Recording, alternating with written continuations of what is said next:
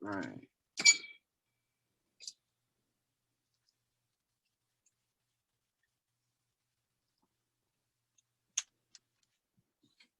All right, ready?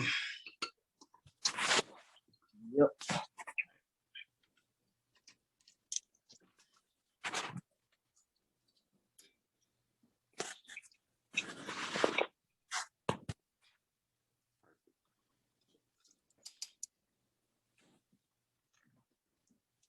I wish I had a taller chair. Like that would be perfect. Right. I wish I had I want a setup where I can do stuff. I want to go sit at my counter. I should though. If you want to, go ahead. Yeah. Let me switch it up. Hopefully my background scenery looks a little better. All right. I never sit in my living room. Me either. I came back to the crib. I forgot that we ordered a rug and a new TV stand. I was in my house. I'm like, what the fuck? I'm like, oh, we did.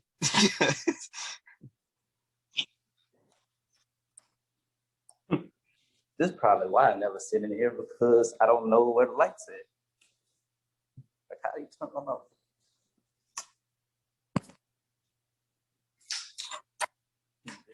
Dang it. Well, I'll turn on these three. Might as well turn them all on. Shit. We got bill money.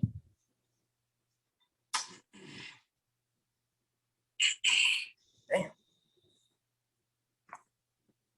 Well, this is probably the main reason why I don't sit there. That's all I got in my living room. All right, and welcome back to another edition of the Perspective Podcast, Sports Edition, Basketball Edition in particular. I got my co-host here tonight with me, Tevin. Tevin, what it do? Look, man. Another day, man. Another day. A good day I'm thankful for real.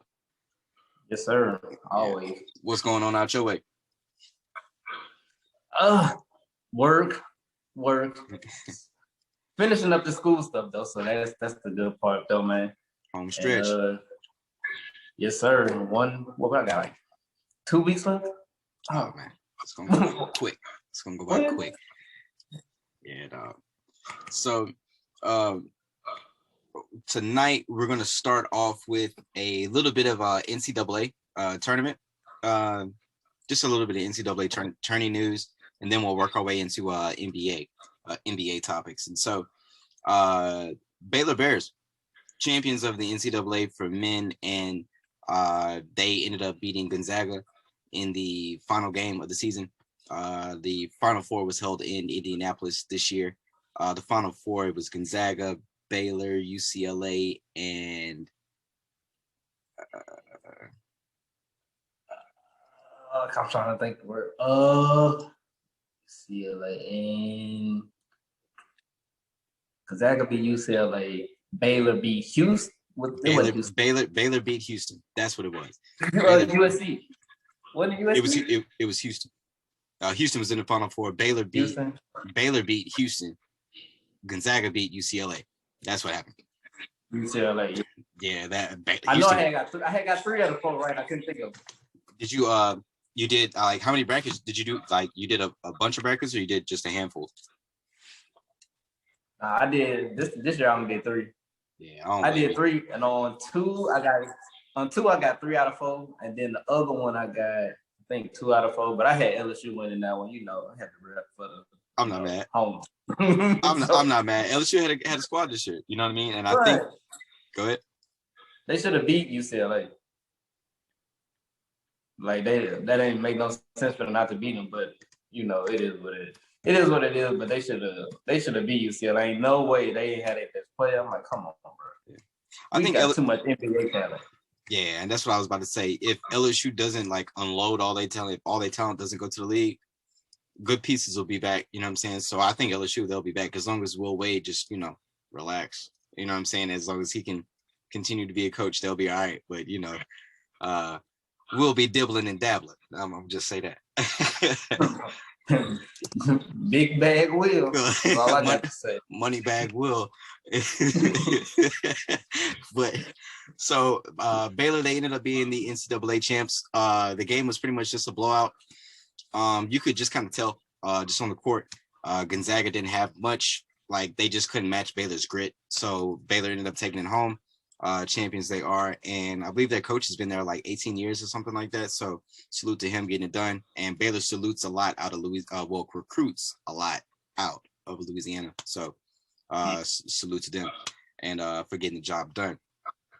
And so last time we spoke to everybody, it was right before All-Star, and we kind of had our All-Star picks and things of that nature, like and who should be on, who should be left off, XYZ.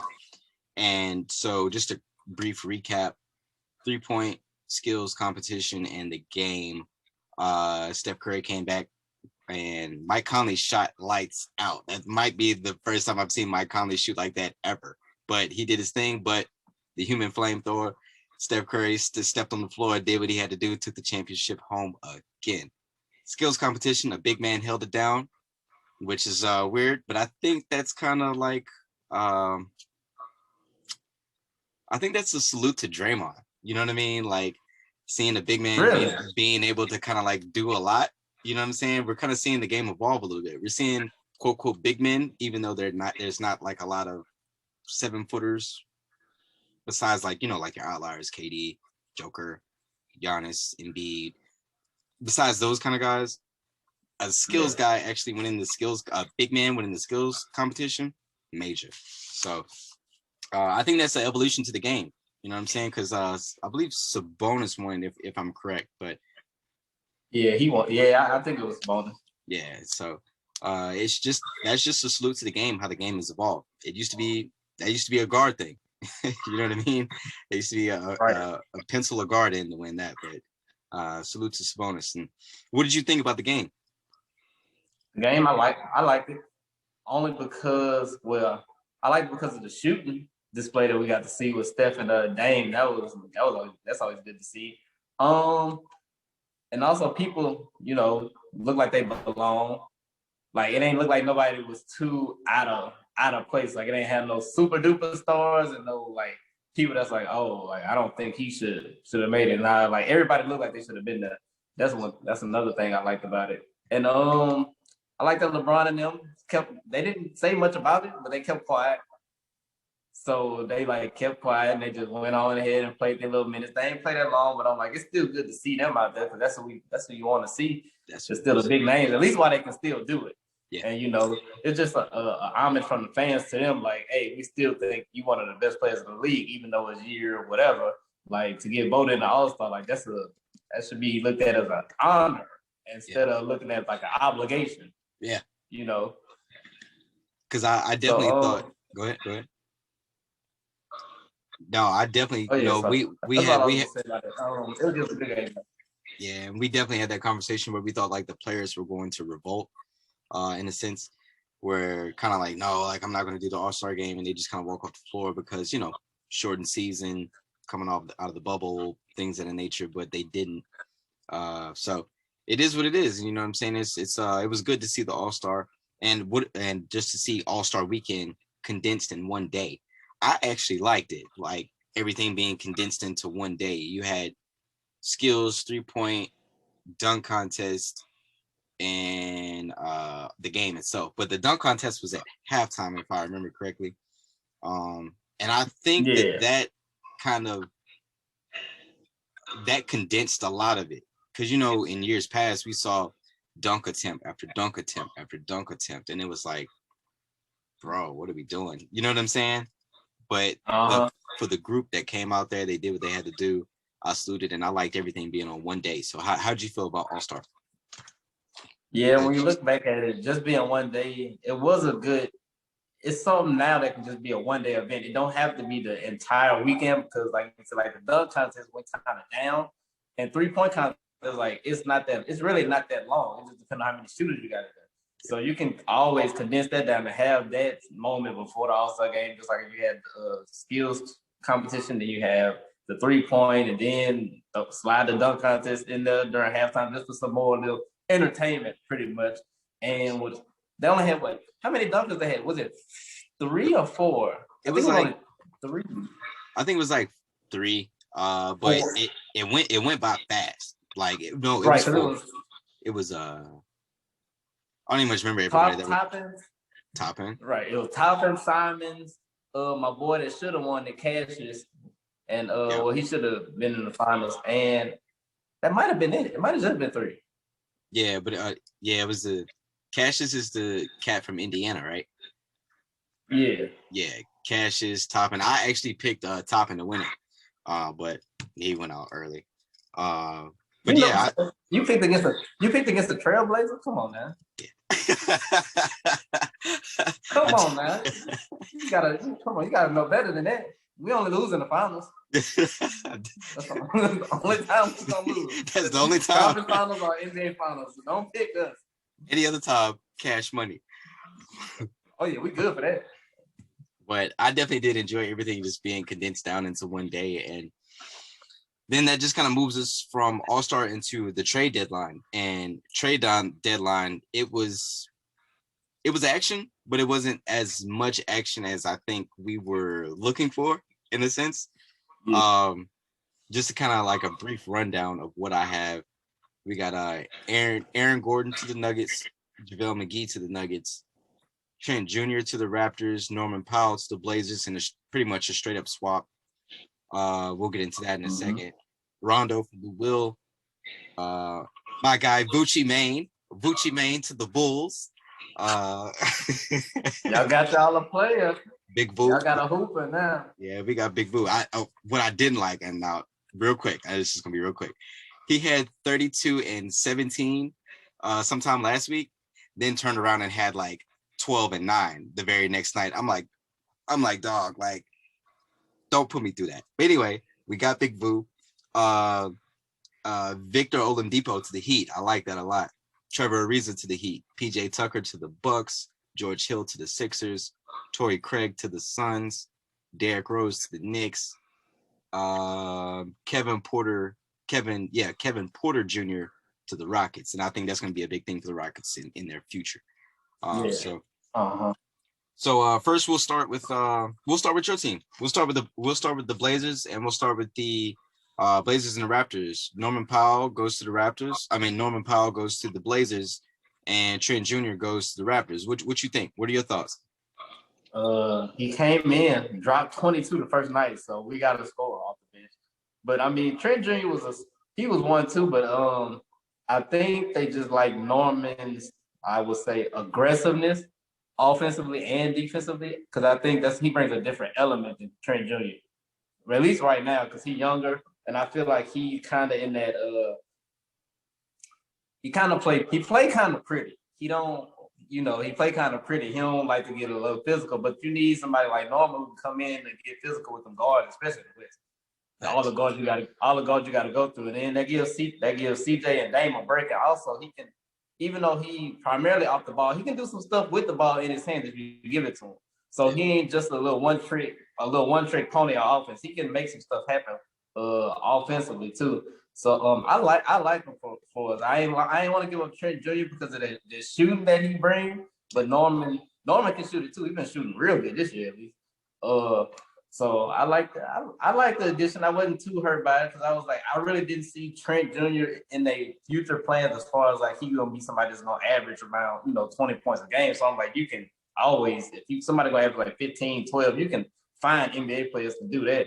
But yeah, but that defensive pressure that they need to go against some guards in the West, they know they needed that and they addressed it. And so I'm happy with it. I'm just ready for the playoffs so we get the right matchup so we can make it to the second round. Right. Yeah, that's a fact. And so, but I do like, you know what I'm saying? I do like Norman Powell. You know what I mean? Like for the Raptors championship year, he was an underrated piece for them. You know what I mean? Right. He was there. Yeah, he was like their 5th best player. Yeah, he did what he had to do. You know what I mean? Right. And he's just taking that confidence. It's just going up a few notches. So I do like that. I do like the fact that he is in the mix. I do like the fact that he's on a winning team. I rock with the Blazers, so I like that pickup. Another big trade there. Aaron Gordon to the Nuggets. I think that may have been the headline of trade deadline. We know JaVale McGee to the Nuggets. That's just another body, just to control the paint. So we know what that one is. So we're not going to spend too much time on that one. But Aaron Gordon to the Nuggets. Break that one down. He adds what Paul Millsap doesn't have no more: athleticism. Millsap can't jump like how he used to before the age kicked in. Like young Millsap, I love because he was, the energy, the athleticism. He can do multiple things around the rim, and like he could always stretch. He could stretch the floor. He always improved his game. That's one thing I like about Millsap. He got better every year when he was, physically able to. So since he can't do all that jumping no more, they need somebody. And that team young. They already young, so they need like people who can get up and down that court, especially with Jokic too, getting the rebounds and the outlet passes, Murray with the outlets, and Michael Porter running. They want to start. We got to run and get up and down this court. So Aaron Gordon feels that need at the power forward, and he can stretch the floor too. So it ain't, and he likes to cut and dunk, so you can run them off all them cuts with Jokic and Murray and do all that extra other stuff. So it's interesting to see the element that he gonna bring, and that also puts Millsap on the bench too. So now you got a reliable bench player now, like somebody who can, if you need him to, he can come in and get you some points and play good post defense on certain players. So and he a vet too. Yeah. So that adds another element to them. And you see what they did the last 10 games. I think they done won 8 of the last 10 since he didn't got with them. So. Mm-hmm. Yeah, they're scoring and picked up because they got an athlete that can run now. They up and down the floor. Right, and then that mismatch that opened up the space to floor. Porter Jr. He like going one-on-one anyway. So you give him more space. That's work. You getting that work with him from him and Murray. They about to work you one-on-one. So they gonna do some.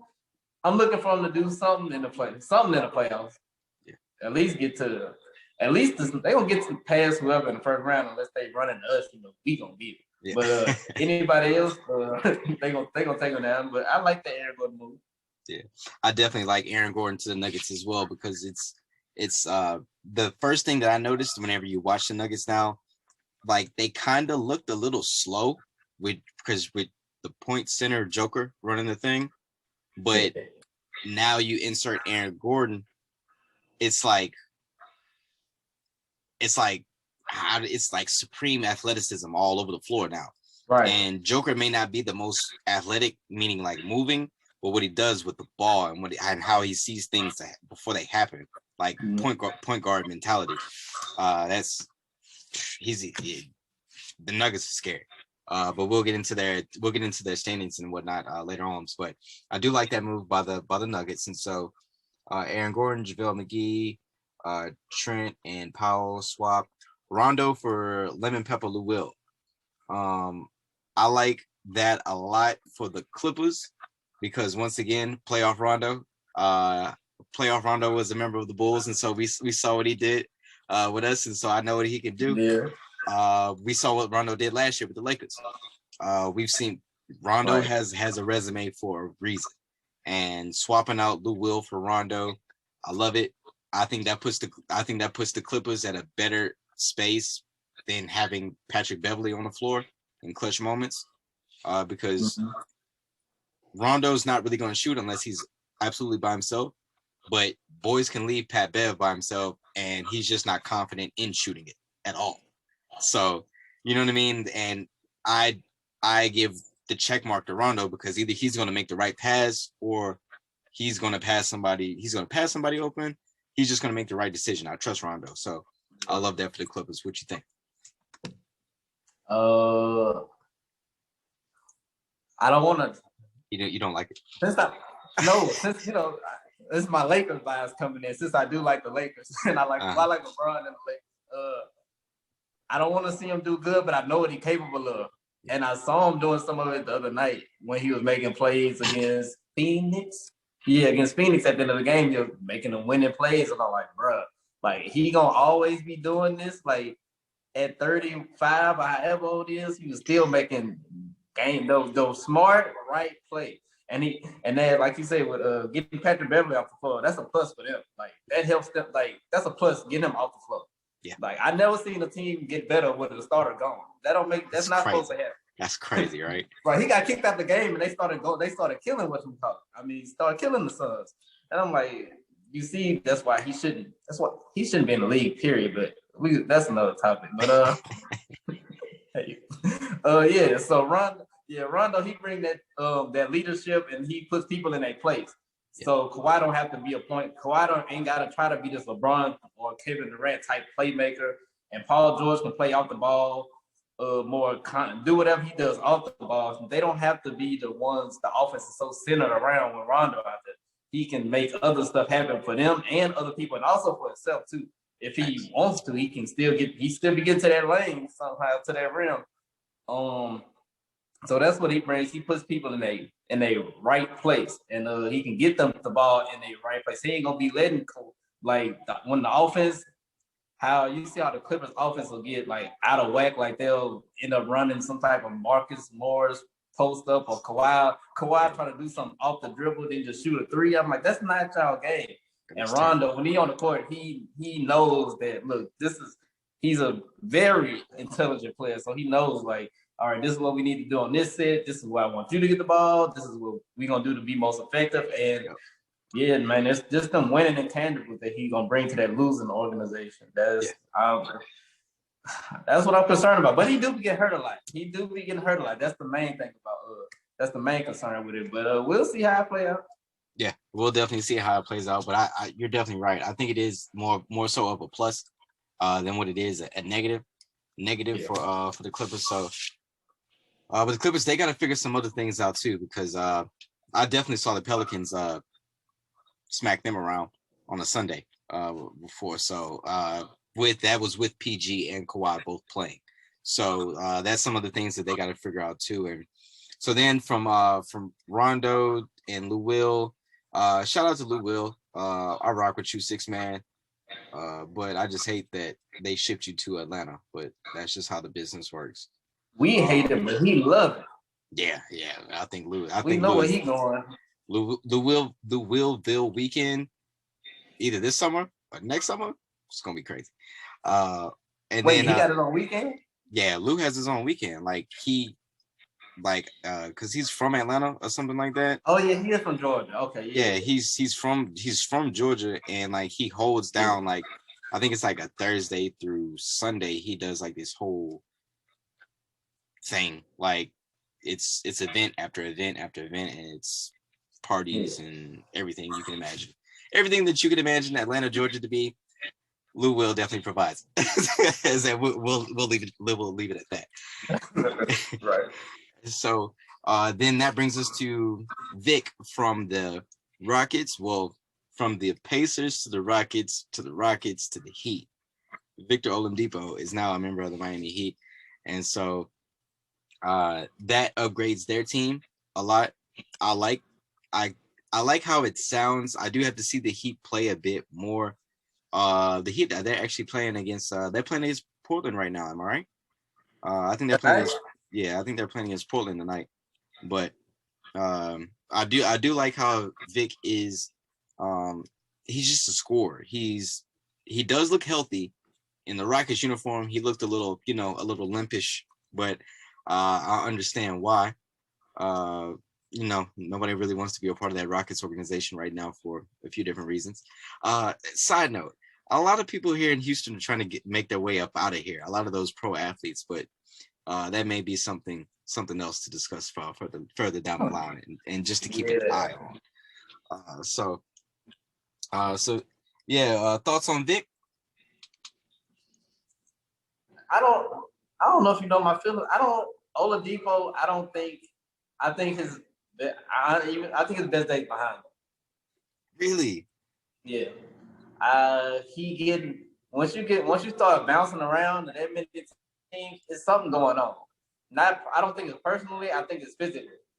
Like I think his body, I don't know what the injuries he had, I think they're just too bad for him to bounce back from that athleticism. That even though he did throw down a nasty dunk the other day, but because he's out now. indefinitely. He got a right knee injury again. Oh, wow. Yeah, he just went out yesterday. So I was like, he gets hurt too much, so I don't think it's kind of stunning his development, even though he got to a level when he got to OKC. Like, once he got hurt, he started bouncing around from here to there to there. And I'm like, once you bounce around that much, like, it takes away, personally, some of your confidence. And also, I think he don't kind of fit to me to what Miami's trying to do. He don't. But I do like the fact that he's a scorer. So go ahead. Yeah, because I think he kind of stops the ball. Like what we saw in Houston, like he was just out there, he was being a ball stopper pretty much. Even though Houston is out of whack, he ain't fit in with them. Indiana, he couldn't fit in when he came back. OKC with Westbrook, he didn't fit in when he left. He was good, but I don't see Victor Oladipo being a difference maker for nobody. That's me personally. From what I think about him, when people say Oladipo, I'm like, okay, he kind of get lost in the shuffle with me. I think there's way more players that's, just passed them up now, and mainly because of them injuries, Yeah, he's gonna get overlooked and passed up. Injuries definitely have slowed him down too. And I'm gonna be honest, I forgot all about that OKC stop. I really did. I forgot all about that little hide. I didn't, because I thought he forgot how to play basketball when he got there. I was like, man, this is terrible. Yeah, that might but he shook back once he got traded. He shook back once Westbrook left, though. Or did he leave first?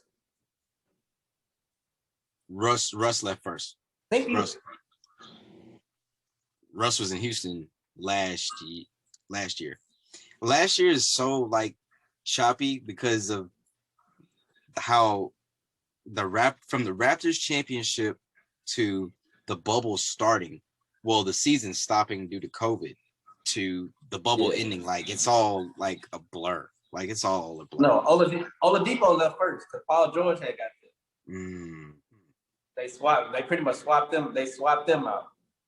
And then it was with Indiana, he started showing stuff. Then he got hurt again. Then Brogdon took over, and then he came back and he couldn't fit. And then he got passed around to here. He got passed around to there. Yeah, Vic, that is a handful of teams because he's played on the Magic, the Pacers, the Thunder, the Rockets, the Heat. He has been in a few different stops. You're definitely right, and those injuries may be something to kind of look further into as well. But I don't think Vic is a solid number 2. I look at him as more like a number 3 or 4 option. Somebody that can give you 25, let's say 25, let's max him at 25. But even if he contributes 18, 15 points, it's still a plus for the team. So he shouldn't be one of the guys that you're relying on. Yeah, right. Like you shouldn't be relying on him to be that absolute second or third scorer. But if he happens to be, I mean, that's a bonus. But you should want him, somebody like him, to be a good role player. Speaking of the Heat, they are killing the. We down 20 in the fourth quarter, but yeah, they do. They look like they fine without him. To me, they beat Portland without him. The Heat are right back. And earlier tonight, I saw Dame wearing a headband. I don't know what's going on with that, but Dame has a headband on tonight. Like, I'm not understanding. So, but Dame definitely had a headband on tonight. That was weird. But it's not 2002, Dame. It's facts. And then the Rockets, continuing with the Rockets, just internal implosion. They've sent PJ Tucker from Houston to the Bucks, and I don't see how that really makes sense. You know what I mean? From Milwaukee or Houston? From Milwaukee. I know Houston is just on a fire sale, so I don't understand how that makes sense for anybody on the floor, because I have my thoughts about Giannis. I think I talked about it last time, but how does that really help Milwaukee, especially in the East? He brings somebody that can help guard Kevin Durant, maybe. That is a body. It's a body you can throw. And guard Durant, help throw at Durant, Ben, and Jason when y'all run into one of them teams. That's what I say. Did you say Jason Tatum? Yeah. All right. What? He had 50. Okay. Okay. It's not. I watch a lot of Celtics games. It's not him. It's the coach. It's more. I'm putting it's brand more than it's Jason. It might be both. It might be both. You know what I'm saying? But something's wrong with that Celtics team. Something's definitely wrong with that Celtics team. And Marcus Smart missing is. I'm not impressed by them. Yeah, I've been trying to look into what's been the issue. I watch a lot of their games randomly for some reason. Probably because I like Jaylen Brown and Tatum as a combo. Yeah, but I think I kind of figured it out. It's more of the coach than it is the players.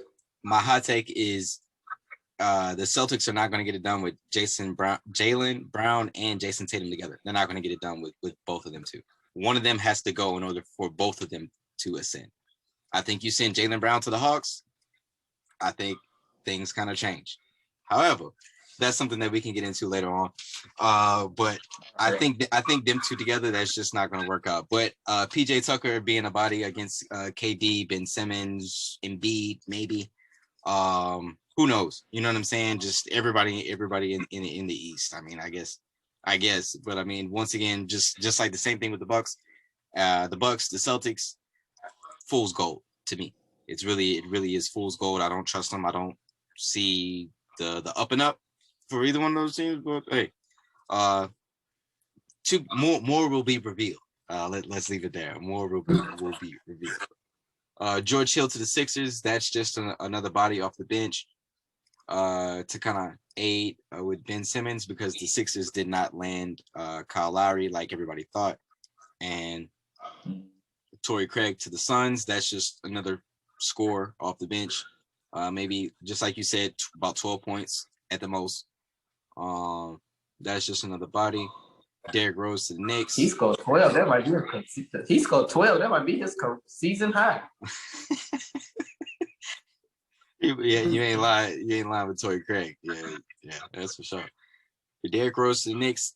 I just love Derrick Rose news because Derrick Rose may be the biggest what if in the last 20 years of basketball. You know what I'm saying? So I just love Derrick Rose news. And then Kevin Porter to the Rockets. Like I said, that's something for their future. So that's that with that. Did you have anything else for the trade deadline? I like the fact that even though he's old, that the Mavs got Redick. They did pick up JJ and Melly. I like the fact that they got Redick because I think like you put him out there with Luka, that gives them that spacing and that shooter that they need desperately on the wing. Like him and Luka in the backcourt together trying to guard somebody. That's barbecue. That's fried chicken, not barbecue. That's a good fried chicken. Fried chicken alert. Yeah. So that ain't gonna happen. They ain't gonna be on the court together that long, but when they are, I think it's gonna be real effective. Them two and Porzingis, like they're gonna be putting up some points and making some matchup nightmares against whoever they play. If they are they in the playoffs? I think they. Let's see. Yes, they are. So, they're in the 7th seed, so they're in the playing game right as of now. But if they make the playoffs, that's gonna be interesting against one of the top teams. And I think that's a lot. That's some bad matchups for Porzingis and Luka. Bad matchup for anybody. Yeah, that puts them in the first round matchup with the Clippers at the moment. And we saw what happened in the bubble. Yeah, we saw what happened. so to be determined. And I don't. Is there anything else with the trades? I think from that point it's really just buyouts, right?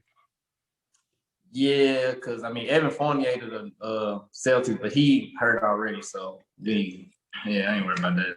Yeah, Big Voo to the Bulls. Oh yeah, Big Voo! Shout out to the Big Voo and the Bulls. Y'all stole a player. Y'all stole an all-star. We definitely did. For players y'all didn't want. Zach made that happen at All-Star break.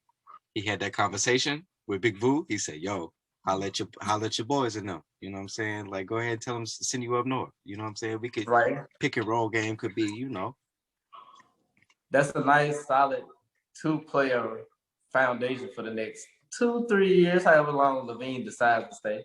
3. I'll give it 3. Hoping, fingers crossed. rabbit's foot or tail, whatever the lucky thing is, like in the back pocket, like everything. But I do like Hey, the y'all move. look. Hey, y'all time coming. Y'all time coming. It's been when Jordan left 99, 98, 99. Fingers crossed. 98, so 20. I Almost 25. Around year 25. That's when the team started, getting back up. I have hope. I have hope. It's not a lot, but I have hope. You know what I'm saying? Like, keep hope alive. yes, yes, Words we of the can. great Jesse Jackson. Or was that? It was Jesse or Al. One of them. Oh, one of them black people. I don't know. One of those legends. And so yeah, one of those old black people. And then so for the buyout market, the buyout list, that brings us to Jeff Teague to the Bucks. I don't think that does much, but I hate on the Bucks per usual, so that does bit of nothing. LaMarcus Aldridge to the Nets, Blake Griffin to the Nets, and all of a sudden he can dunk again. So Right. let's go ahead and break down the LaMarcus Aldridge thing, because I felt like he was going to go back to Portland, but he's ring chasing, so he ended up in Brooklyn. Mm-hmm. That's all he doing is ring chasing, and Brooklyn, I think they're gonna have that issue though. They lost to the Lakers the other day. The Lakers they had nobody, but I just want to see them all play together. Just the three main people, Durant, Kyrie, and Kevin. I want to see them play together, but I don't like when you start playing when you start playing too many people. Like, because I'm seeing too many people get PT. I'm like, hold on, we can't be putting 13, 14 people out on the floor per game. Like, y'all playing 6 people at the same position. Like, all they bigs, like, they're trying to play Aldridge some and Griffin some, and then we got to throw Jeff Green in there to play. We got this new kid, Claxton. I think that's his name. We trying to throw him out there. Haven't seen DeAndre Jordan in a couple weeks. Oh, I forgot about DeAndre Jordan. We got him. We trying to throw out there a little bit. I'm like, y'all trying to play too many people, and then y'all best lineup is probably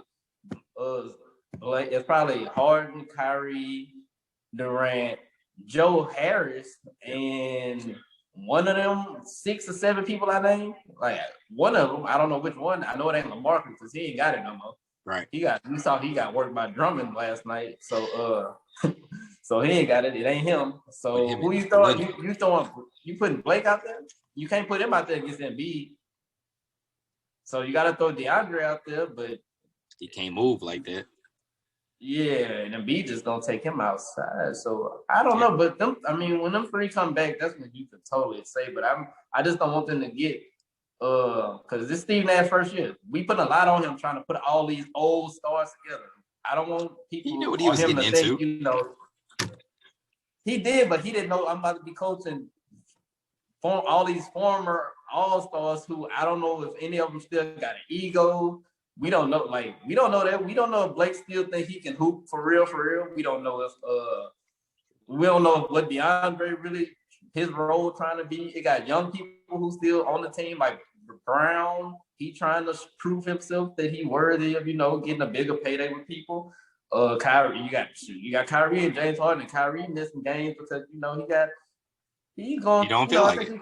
I think he might be, he's dealing with some stuff, but he's gonna be all right. Once he get all that, stuff situated to pass him. Harden hurt. Durant is like on playing sometimes right now. So they're a big question mark. But on paper, they good. But I just want to see them put it together a solid rotation that's dependable on the floor. I don't think their full team has been together. Maybe since January, maybe Martin Luther King Day, and that's a stretch. And James Harden may have gotten James Harden. I believe he got traded on like the 14th of January or something like that. But at that same time, Kyrie was out, so I don't think their entire team has been together. And then KD got hurt in February, so right. And now KD back. Everybody back, and now Harden. Yeah, James has a hamstring injury. So he's gone for a week and a half. Yeah, so that's pretty much it with the buyout market, and then Andre Drummond to the Lakers. That's I don't know. him and AD together. Ooh. LeBron Ooh. ain't no defense, ain't no rebound. Ain't nobody going in the paint. Y'all ain't getting no rebounds with them three. Well, you thought if they get out rebounded, that's sad. That's an effort thing. Yeah, if they get out rebounded. Because he brings everything that Marc Gasol can't do no more. And I thought Marc ain't got it no more. It went fast. It went fast. Last year was it went real fast. Last year he was going down, but I was like, okay. I'm like, maybe, he going through a little thing, but nah, he down. It's over. It's over. It's over. It happened so fast, bro. Well, I had big hope for Marc. Yeah. Man, I think that's pretty much it. But I mean, we talked about how Steven Adams and Zion, that would be a sore morning the following night. But Anthony Davis, LeBron James, Andre Drummond, and then the other Morris brothers. Then Trez coming off the bench, just jumping at you. Then Trez just dunking like he in high school, just swinging on the rim, like then you got the other Morris brother, the other Morris twin out there. He just a goon on the court. You know what I'm saying? He just security. You know what I'm saying? Like, right. He just physical. That's all he is. Yeah, he just holding the section down. That's it. You know what I'm saying? And so, but I mean, hey, that's I think you see the Lakers going defense heavy. I think that's going to be their thing. Going forward, I don't think they're gonna try and like outgun anybody this year, just strictly because they don't have the pieces. So I think they're going defensive heavy for the remaining 20 games, about 20 games or so to go, and then playoffs and beyond. And then so that brings us to a dark spot in our game, which is the hate that Jeremy Lin was getting. Do you have any of that info pulled up? Because I mean, we can either get into Jeremy Lin, or we can go Miles Leonard first. Oh man, let's start with Jeremy Lin, so we can end on not a high note, but a more satisfying result. Yeah, right. Yeah. All right. So over the course of American history, we do know that there has always been some type of prejudice against other people that are not, let's just say other minorities, Black folk, Asians, Hispanic folks, Muslims, well, not Muslims, but just Middle Eastern natives, and so on. Jeremy Lin was not, he was not spared. He was evidently during the G League, his stint in the G League, he was called like coronavirus, amongst other Asian degrading terms that were aimed directly at him, not just as a fan, like somebody going at him crazy on social media, which people are nuts and they're doing that, but people are actually saying those things to him in the stands, in the middle of games. And so Jeremy Lin kind of spoke out against this, and that's shed a lot of light on that's actually helped, bring about awareness of Asian hate that goes on here in America. And so you have anything pulled up over there about it? Yeah, just pretty much just talking about Lin, just talking about like his experience that he's had since this coronavirus thing. Like that's when it really has like really picked up for him. He trying to get back into the league, but he like, man, like it's a lot of stuff going on that's, I guess, affecting him mentally, and emotionally, but due to this coronavirus, not just from the fans, or that he's hearing that, like he's hearing it from the fans. He heard it from the president with his China virus statements. He's hearing it from other players on the court. So yeah, man, that's any type of racism or prejudiceness, there's no room for any of that. And I think the game, I don't know, I'm pretty sure Adam spoke on it. I haven't heard it, but I'm pretty sure he spoke out against it. But it's good that players, like I know Lillard like supported him. He wore the Stop Asian Hate t-shirt. He said it a few times and spoke out against it. So that's good that his fellow, I guess you can call them co-workers, or his NBA community is like coming around him, in his time, because if that was somebody doing that to one of people that look like us, we would want that same support from the people, that's around, that we work with too. So yeah, as long as the NBA addresses it, and as long as the actions that are supposed to be taken, like people get thrown out of games, people getting suspended, getting cut from teams, like I mean, that's what's supposed to happen. Treat other people how you want to be treated. So if if you call them a slur and they call you a slur, what you gonna do? It's facts. You know what I'm saying? You can't. So they can't get mad at somebody for like Jeremy Lin just for pretty much standing up for himself. Yeah. And speaking out for community, especially Asian Americans, there's not many of him in the league. So somebody has to do it for them. And so I'm just glad that his fellow comrades have come to his aid. And there's no need for that in the game. Yeah, none at all. Like that's definitely not a space in our game. And that's the thing that's two things.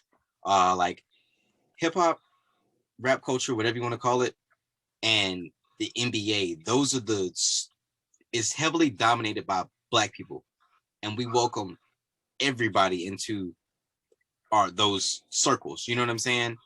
And whenever Asian people come into those circles, whether it be basketball, hip hop, whatever the case may be, it's not many people to speak for them. So therefore, I'm glad Jeremy Lin is speaking up. You know what I'm saying? Just letting it be known, bringing awareness to it. So salute to Jeremy Lin. Let's just end all hate across the board. Black, Hispanic, Middle Eastern descent, just Hispanic culture, just anybody. Let's just end all hate. And if you know somebody that is extremely hating like that, make sure you tell them to stop all that hating. Like it's not getting you too far. You know what I'm saying? So, which brings us to another case of hate. This is Myers Leonard, former member of the Miami Heat. Last that I heard, he might be a former NBA player now. I think he got cut from his last team too that he got traded to. Yeah, I think Myers Leonard, I think he did get cut from the Thunder. He was traded to the Thunder after some comments that he made. He had some anti-Jewish. He made an anti-Jewish slur.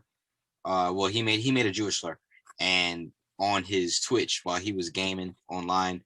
That's why and once again, side note, athletes, people, public figures, you have to be careful of what you do, what you say. It's thousands of people watching at minimum. It's at minimum, it's hundreds of people watching.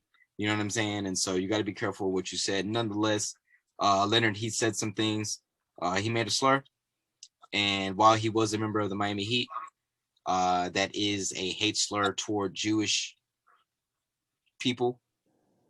The owner of the Miami Heat, Mickey Arison, is Jewish. So you can imagine in the Heat, the owner of Mickey Arison's household, it did not go over well. I think within about 48 hours, he was on a plane to Oklahoma City, where there's absolutely nothing to do in Oklahoma City or in Utah. They could have sent him to either place, and I mean, it's kind of the same thing. They were sending him somewhere. They were gonna send him somewhere he didn't want to be. Right. So, you go from being on a finals team. Yes, it was the bubble, but you were a part of a finals team. Then you go to pretty much just being out of the league, because I don't see any type of news or stats about him. Wikipedia reported that he's a free agent. He's a free agent, power forward center now. And as I'm looking at NBA stats, he has no stats, and this goes back to March 4th. So I think justice was served here. I do know, and also Adam Silver, he is Jewish as well. That is the commissioner of the NBA, so that did not go over well with him either. So salute to the NBA for getting him the fuck up out of here. For the most part, salute to the NBA for getting it done. And I'm gonna be honest, I do enjoy whenever it's I have to word this carefully. I do enjoy whenever it is somebody that does not look like us does something wrong, and the same people that look like him handle him. So Right. I definitely do enjoy that. So salute to Adam Silver, salute to Mickey Harrison, Miles Leonard, you fucked up. And big time, buddy. I so, know. So how could you be so dumb? You cut your bag so bad. I'm like, bro, your owner's Jewish. All because, and then I'm like, that's so. And then like we was talking earlier, like that's a word I never heard that word until a couple years ago when the famous person got in trouble for saying it. I didn't know they had a slur or whatever. So I'm like, what? Who did you grow up around? that hates Jewish people. Right, they uses that word because I'm like, I didn't hear that, and I've never heard that in none of my circles. Nobody I've been around, we went to school with all races. Yeah, I ain't never heard that uttered, but it's just good to see that, bro. The video was so funny. If people ain't watching, they got to go watch the video when he did it, how fast he got that phone call, and how bad he wanted to cry on screen and lied and said, "Oh, my wife calling me. I'm about to go. I'll be back." Why? You ain't coming. First of all, that ain't your wife. Second of all, you ain't coming back, partner. Ain't no back. Ain't none of that. You about to go pack. That's the only thing you about to go do because you about to get up out of here. So yeah, man. Salute to the NBA for making all that happen. But man, that video is so funny. I watched it at least 5 times. But I still haven't seen it. But just understanding that the whole thing would happen. That's enough for me. I don't even need to hear it, but I can imagine he tried to backpedal, and I think he released some type of bullshit statement that his PR team put together. But hey, that's on them. The NBA did what they had to do.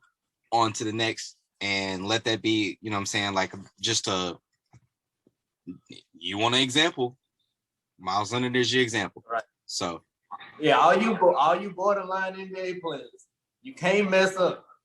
Yeah, ain't no room for you to mess up. The big names, we forget them, but you borderline people, I don't want to hear nothing from you. Yep. If you're not 7th man off the bench, 8th man off the bench, it's a slippery slope. It's a slippery slope from what you say on social media to even playing your Xbox. Right. Like. Right. So yeah, salute to the NBA. They definitely got the job done there. And moving on to the last time we did this, we did a awards update, and this was right before the All-Star break.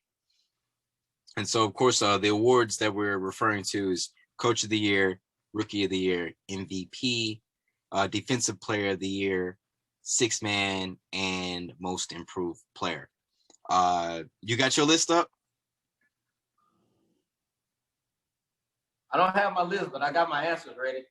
All right, so I'm gonna go ahead and let you go ahead and take this over first, and we'll start with Coach of the Year. Who you got? Coach of the Year? Oh, I got Doc. Okay. Philly, I got Doc because Philly is playing up to their potential of what their talent is. They look better offensively. You ain't heard no MB Simmons beef like you was hearing the last 5 years. You ain't heard none of that. They still in first place, if I'm not mistaken. Yep. I think they still in first place. They're still first. Okay, yeah, still in first place in the East. I like what I see when I'm watching them. Tobias Harris back hooping too. I like that. So I got Doc. He impressed me, So I got Doc as my coach of the year. All right. Rookie of the Year. Anything changed? Because last time you had LaMelo Ball, he broke his wrist, and I was changing my pick. I was going LaMelo, and then he broke his wrist, and so I was like, all right. And so last time it was LaMelo Ball. Who we got now? My rookie of the year is still LaMelo Ball, but it's gonna be either my boy from Minnesota, Ant-Man. Yeah, Anthony. It's gonna either come down to him or who else? What's the other one we was arguing about? My pick is Tyrese. Oh, Halliburton. Yeah, that was my pick. Yeah, it's gonna come down to one of them. It's gonna come down to one of them two now. Even though, man, I hate LaMelo got hurt. That was my pick. he was really getting it my together, pick there. and he got into the starting lineup. Like he was really getting into the full swing of things. Right. But we definitely Yeah, do. but Halliburton and Anthony. I think Ant's gonna win it because he got the highlights. All them dunks he done did on people and the moves he done put on people. I think that's what's caught people out because Halliburton having a great year, but nobody really checking him for Sacramento because he's not flashy. In Sacramento, you know, they kind of floating at the bottom of the West. Even though Minnesota last, but shoot, he got the highlights. Once you be on SportsCenter so much, people are gonna assume that you just, you know, you that people dude. just gonna assume, that you giving people the business. Mm-hmm. So he gonna take that. That's a fact. That's I'm sitting here and I'm pulling up, and so those were, and so pretty much you still sticking with LaMelo, just to go ahead and finish it out. But I believe it's going to come down to Anthony or Tyrese, and so then defensive player of the year. What you got? Can we just give it to somebody? Let's see. Who? Man. I'll just say Ben Simmons. He's my defensive player of the year. They number one in the East. I hear he's a great defender. So I'm going Ben Simmons because I'm tired of giving it to Rudy Gobert because I don't think it makes a difference. I had Joel Embiid, so I'm not mad. You know what I'm saying? Either one. Okay. But Ben Simmons, he definitely guards 1 through 4. I'm pretty sure on some nights, depending on the team, he's guarding 5s, depending on the team. And in the East, you could pretty much play him at the 5 as well, because I mean the only other tall person in the East is KD or Giannis. Or Giannis, and they pretty much the same size. Yeah, and he can guard either one. You know what I'm saying? And so, right. So I'm not mad at that, and especially I'm kind of over defensive player of the year. It's especially with Rudy Gobert and the Jazz. Enough with the Jazz. So 6 man. Well, let me. Go ahead. I don't know if we're gonna do this. We doing this pod next year. The defensive player of the year, mark my words, right now, is gonna be Robert Williams from Boston, guaranteed. Robert Williams.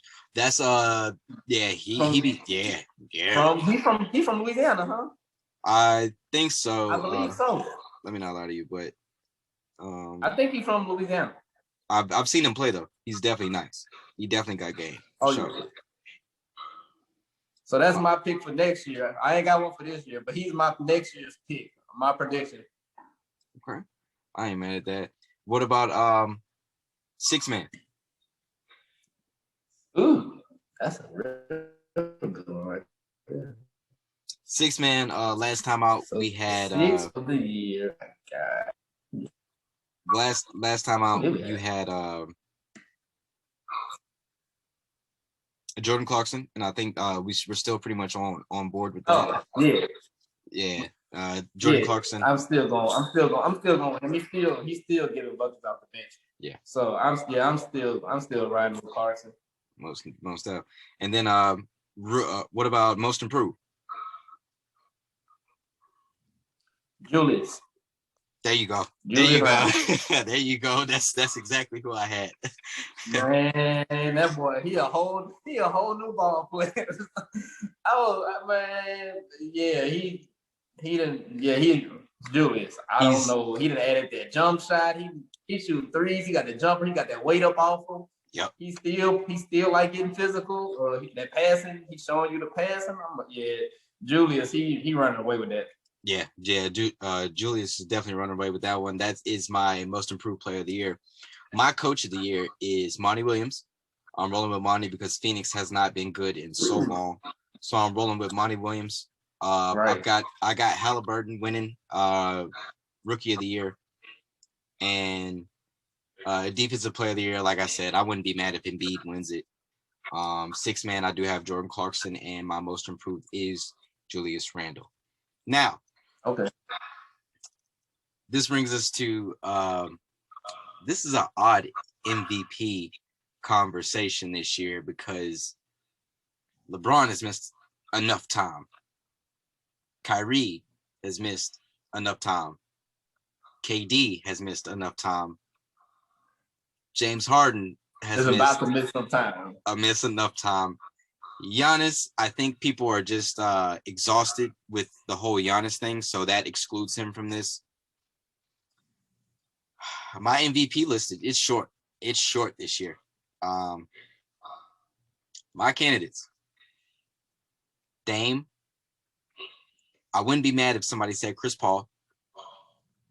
And I got Joker on the list. Those are my three. Them your only three. Those are pretty much my only three. If James Harden can kind of get back into the mix, I would consider James Harden more so MVP, because seeing just Kyrie and KD on the floor, it's been okay. But adding James to the mix, it's really like propelled them to another level. Because I think with Kyrie and KD, I think we all just expected just, a great team. But when you add James Harden into the mix, that sprinkle him in there, which he is an MVP himself, that propels you and that puts you at all-time expectations. You know what I'm saying? All-time team. That's what they would want. So I think if James Harden can get back soon enough, he can get back in this race. Oh, and also Embiid is on the list too, but he has to really play well down the stretch. Right. He missed time too. Yeah. And Philly was still winning. That's the thing. He missed all that time, but Philly was still putting up them dubs while he was gone. So that kind of hurt too. Yeah, that hurts. So you gave me three. I would say my top three is pretty much the same. I would say Dame, Chris Paul, and Joker right now is probably I'm going with them three too. Mm-hmm. But who is your one though? Joker. Okay. He's carried everything over from the bubble. He started maybe like the first 10, 15 games. He was a little slow, out of shape. But ever since that point, he's played himself into shape. Dog, it's nothing that he doesn't do though. Besides defense, anybody can pretty much score on him. But we all know he don't really have, lift to get off the ground to really, block somebody's shot or something like that. So, I mean, I would put Joker as number one on the list. Right, and it don't matter if you can score on him because he's going to score on you. So I don't care if you can. He's going to outscore you no matter how much you put on him.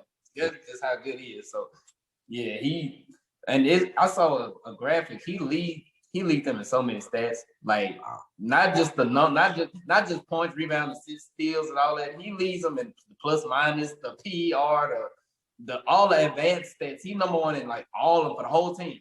I believe like nobody else. He just be doing everything. So I mean, I'm not mad at that. But and he's on the floor a lot, like a lot. Right. I think that's why it was so critical that they got JaVale McGee, just to give him a break, 5 to 10 minutes of sitting down. So he's on the floor a lot. So I definitely give it to him. So number one on your list is Joker as well. No. Who's number one on your list? Dollar. No. Who you got? Paul. Oh, Chris Paul. I'm not mad. I got Chris Paul. I'm not mad at that. And you know what? Go ahead. Because that's the only reason why Phoenix number 2 in the West. Like, and didn't they miss the play? They missed the playoffs last year. Yeah. And he came, and now they are 20 games over 500. Just from adding him alone. One person. Like when you said at the beginning of the season that was your sleeper team, I laughed because I was like, they are 5 deep. They really they really only like 6 deep, but it don't matter because his impact is like he was pretty much like that LeBron this year. He came and changed everything. He put everybody in their spots. He get to his spot. They communicate on defense. They in the right place on offense. They like playing together. Mikal Bridges is number 2 of my most improved. He gonna be a ball player one day. Yep. When he get his time, he gonna be nice. And it's all because Chris Paul came. I can't explain it. The team on paper they not they on paper they three or four deep on paper. Yep. But together with him running the show, like son, it don't make sense for them to be that high. They shouldn't have a better record than the Clippers. Agreed. And that was another reason for me to pick the Suns in the whenever we did the first show. Yeah. I've seen Chris Paul turn David West into an all-star. I've seen Chris Paul turn Tyson Chandler into either defensive player of the year or runner-up all-star. And I've seen... He turned Peja Stojakovic into an all-star, or old Peja. And on top of it, Chris Paul is the reason Trevor Ariza ended up on Kobe's Laker teams. You know what I'm saying? Because he was supposed to be a part of that deal originally as well. So don't forget Trevor Ariza was a part of that Hornets team in New Orleans as well. So, but you put Chris Paul around some dudes that really want it or that's talented, he gonna make them go. You know what I'm saying? So I wouldn't be mad if somebody said Chris Paul. And I wouldn't be mad if somebody put Devin Booker on the list, but it's hard for me to really put him on that list whenever it was. Well, he was on the team last year. When he was on the team last year, and on top of it, he hardly got into All-Star this year. But I think that's just because people are, they have their blinders on whenever it comes to the Suns. So, yeah. But yeah, I wouldn't be mad if somebody said Chris Paul. So Chris Paul versus Joker down the stretch. If James Harden gets back, if Embiid continues to play at the high level that he was playing at before his knee injury, we'll see. We'll see how those things shake out. But once again, we didn't even go over these lists prior to the show, but we kind of had the same thing. And I do like Doc Rivers. And before Chris Paul, I had Harden before he got hurt. Yeah. Like before Harden got hurt, I was like, bro, this like how you said the Nets was just playing out of their mind. They play out of their mind when he playing this best. Like they unbeatable. But shoot, he hurt. He hurt now. Do we knock him for being hurt? I guess. I think that's why we knock LeBron and Embiid because everybody missing games. And Chris Paul, I don't think he really missed any games this year. And and the Suns flourish with him. But them other teams, I think if they get their best, if Harden gets hurt, the Nets survive. They still good.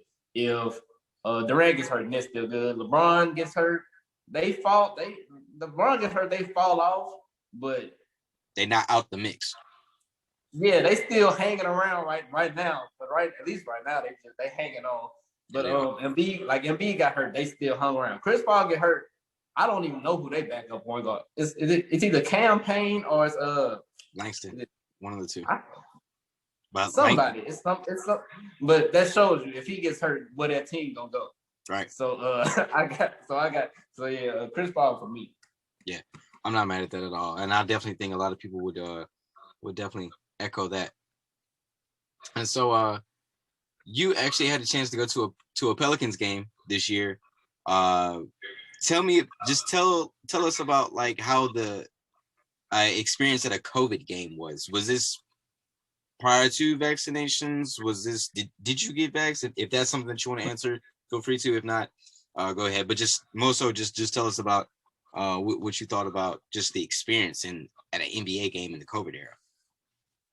Okay, yeah, this was pre-vaccination, and I just got my vaccination about 3-4 days ago.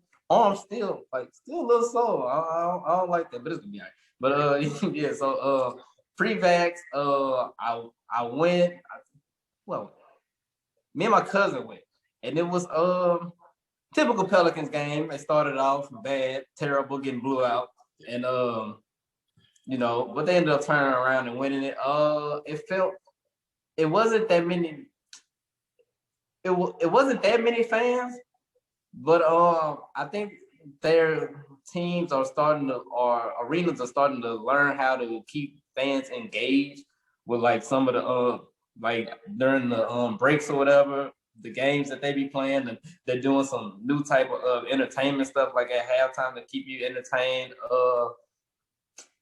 It was pretty much like a regular game, except the fact you got to keep your mask on the whole time. My mask fell one time. As soon as it fell, a lady pointed, "Hey, put your mask back on. I was like, oh, Jesus Christ. Yeah,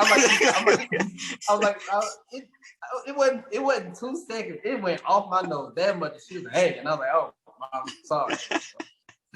So that was the other thing. Another good thing during the COVID, going with games like this, the seating is like wide open, so you pretty much can sit anywhere. I mean, we Really sat. Well, not really, but after New Orleans games, New Orleans, you could do that. Yeah, you could find your way on dang near courtside by halftime due to security. So, but it was cool. Like it felt like a normal game, except people had masks on. It wasn't that many people. Got to see your boy Jason Tatum and Kemba shrink down the stretch. You don't say.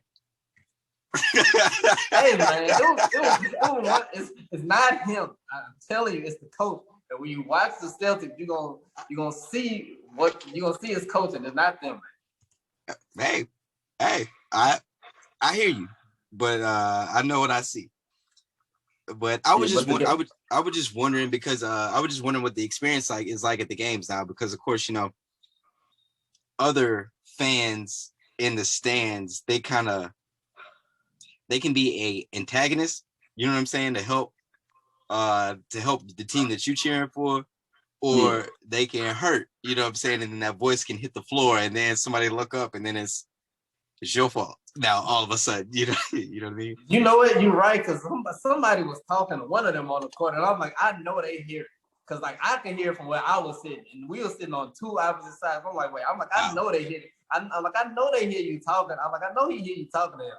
But somebody was talking to Kimber, and like he had messed up or something. He just started smiling at him. I'm like, oh, this is.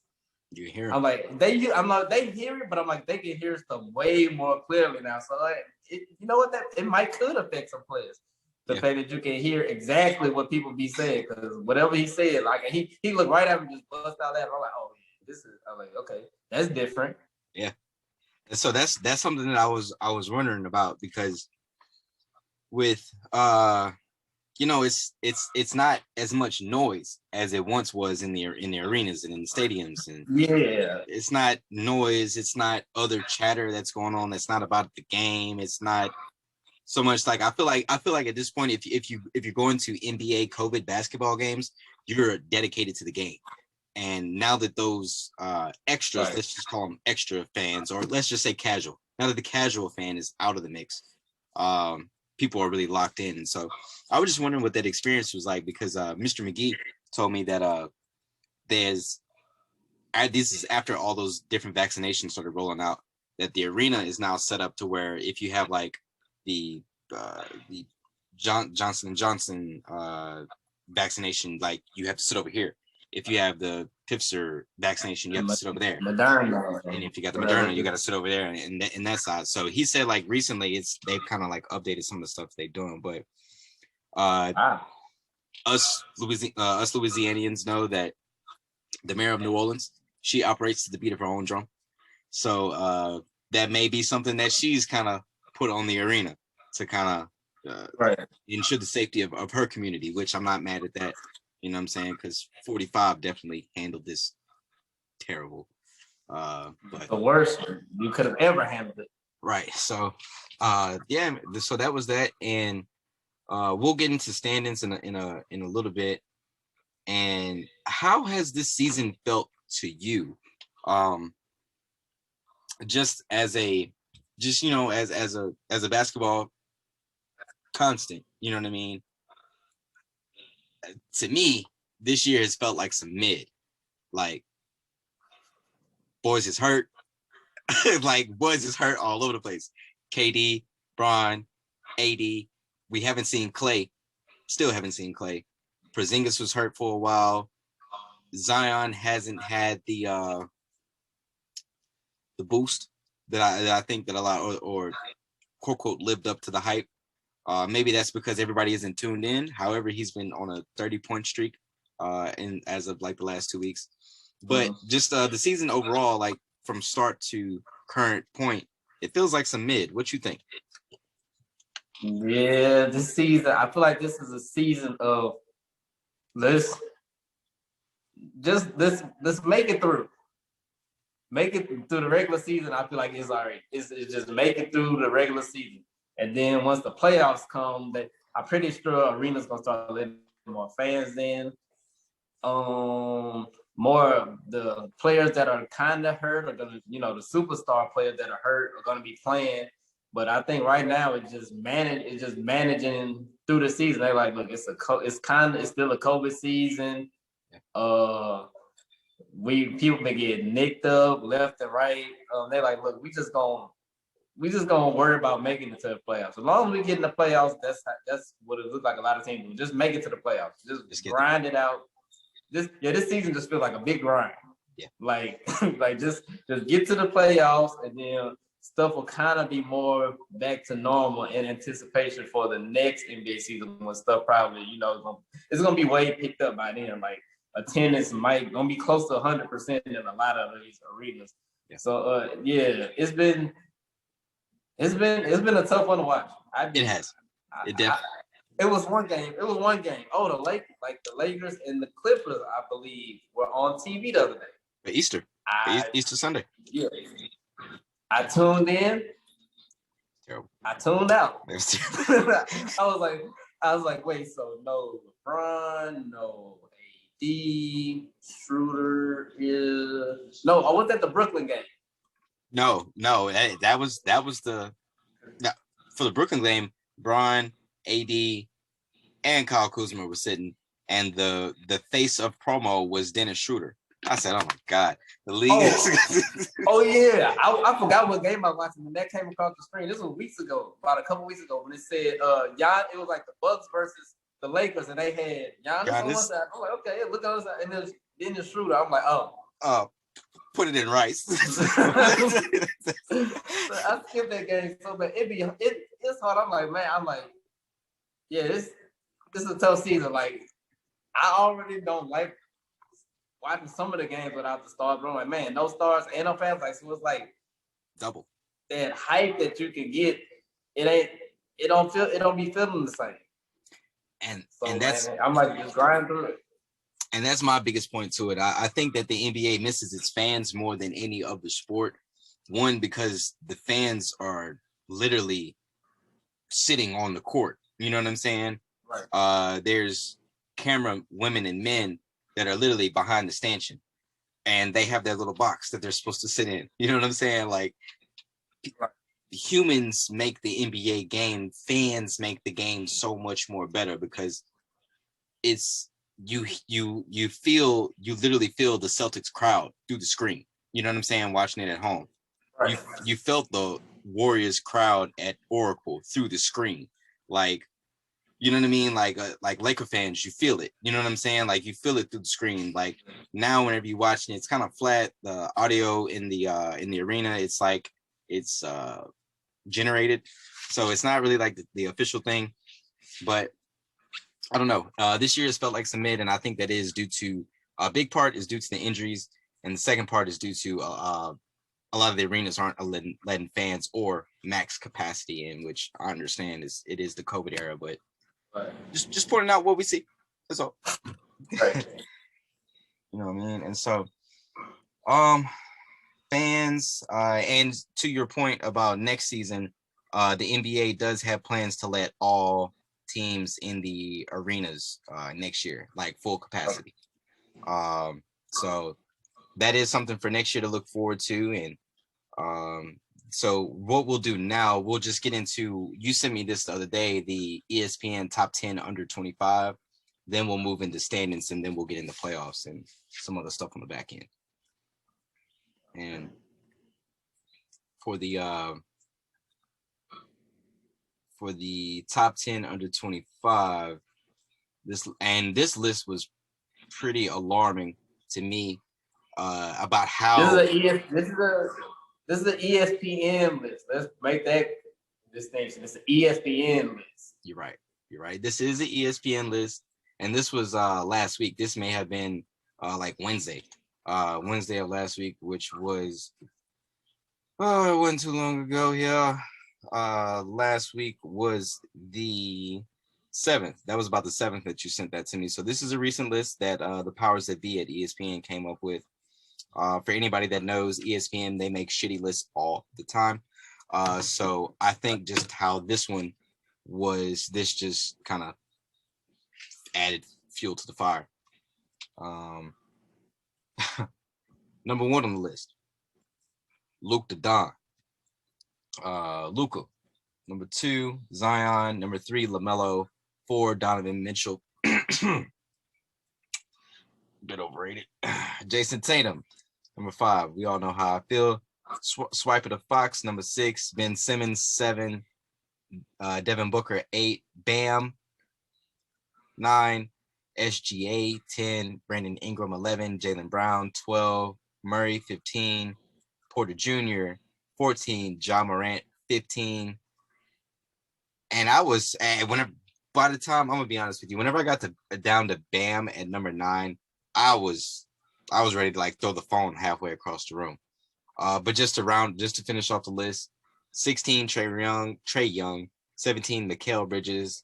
18, Young Sabonis. 19, Anthony Edwards in his rookie year, and 20, DeAndre Ayton. You sent it to me, and so I know you may have had the same reaction as I did whenever I opened it up. So whenever you came across this, what went through your mind?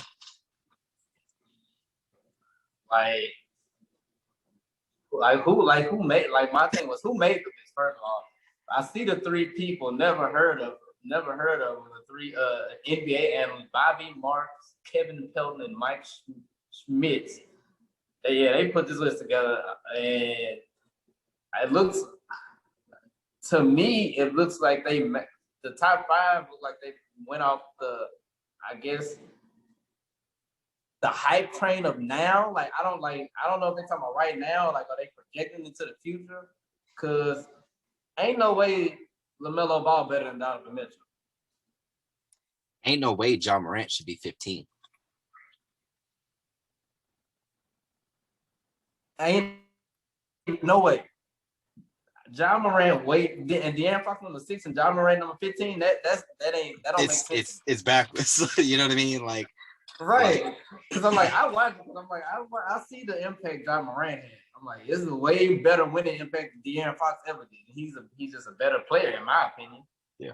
Who else we got on here? Shai Gilgeous-Alexander. He's not better than Brandon Ingram. At all. He's not better than Jaylen Brown. At all. He's not better than Michael Porter Jr. He's not better than Ja Morant. He's not better than Trae Young. Nope. So he can come down.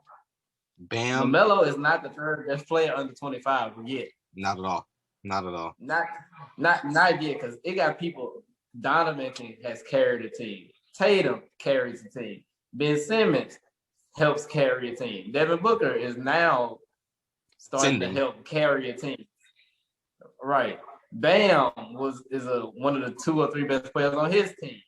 Ja Morant carries his team. Thanks. This was just weird to me. Like, I didn't know the criteria of it. I was like, so is it now, or is it like who they projected in the next couple of years? Mm-hmm. So that was the main thing that stood out to me. And then like you read off the top 20, and then after that, it's like kind of like a drop off, because they already got Tyrese Halliburton, the 21st, the best player of the 25. I'm gonna be honest, I didn't even look past 20. Right. But people like Mikal Bridges, like I said, like, he's not that good yet. Thanks. Like, he's gonna I think he's gonna be, but Sabonis number 18, he made an all-star team. Like, and this year and last year, and he should have made it this year too. Did he make it this year? He made it this year because he replaced Kevin Durant. Okay, yeah, but he should have made it, period, this year over Big Boo, and he made it last year. Him at 18, he definitely top 10. I don't care what nobody say. He's right there. And De'Aaron Fox not better than Ben Simmons and Devin Booker. How did he slide in here at number 6? Like, what do they see? Yeah, it has to be some type of criteria that these writers went off of, because I think Spider is a bit, I don't know, we'll get into that about Spider in a minute. But LaMelo shouldn't be that high up. Fox shouldn't be that high. Up. Excuse me. Bam shouldn't be that high up. I love Devin Booker. He shouldn't be that high up. Excuse me. Neither should. You said Devin Booker not a top 8 player under 25? I put Book right here at 10. I would put Book right at 10. I would put Book right there at 10. Trying to see who under him is better. I mean, you look at Jamal Murray. He's been doing it for a while. So I can only go off of what I've seen for so long. Okay, I can have an argument for Murray. And on top of it, if you can pull Murray, put him where Fox is, you can pull LaMelo, and you can move Brandon Ingram in there. I really love what I'm one of those people that's I did not believe in Brandon Ingram coming into the league at all. But but I just see it now. Like, I see it now. I think he's in a terrible offense. We spoke last time about how I feel about Stan Van Gundy. Yeah. So, I mean, I can see a world where this is shuffled around a bit, where Ball, Fox, Bam, and SGA, those three are moved out, and where you put Ingram, Brown, and Murray. Right. Because those three are your first and second best player on their team. Now Shea is, but I don't think he's proven enough yet individually. Right. And LaMelo just got here. Yep. De'Aaron's been the best player on this team, but this team has stunk every year he's played. So I don't know if it's him. I don't know if it's the coach. Don't know if it's the teammates, but or the city. Right, but I just don't think individually his game is just as good as those other ones. Like, you put them by themselves, I think they do better than what he does by himself, in my opinion.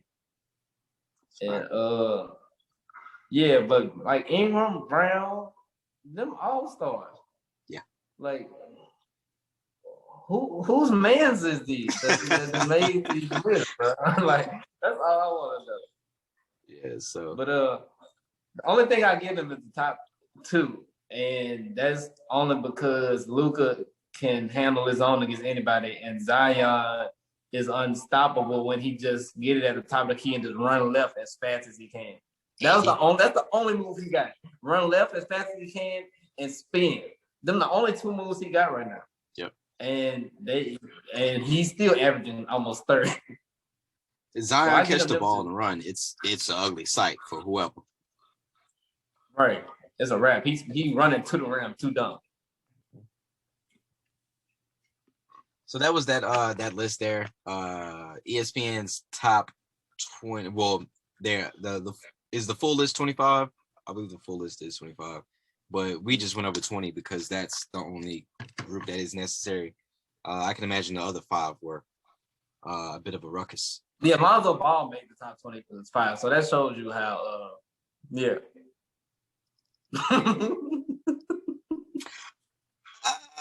We'll save that. we'll save that one. I like Lonzo, but hey, you like Jared Allen? Get out of here, Jared. Jared Allen is on that list. Next topic. Dog, that is crazy. I can't believe Jared Allen's on this. If Jared Allen's on that list, I need to be on that list, and I'm 27. I'm not even in the league. Right? We both need to be on there. Jared Allen that made the list too. Right. And so now we'll get into some standings here. I'll let you hold on the West, you know what I'm saying, because you're a resident fan of the West, as a Blazer fan, and I'll hold down the Eastern Conference.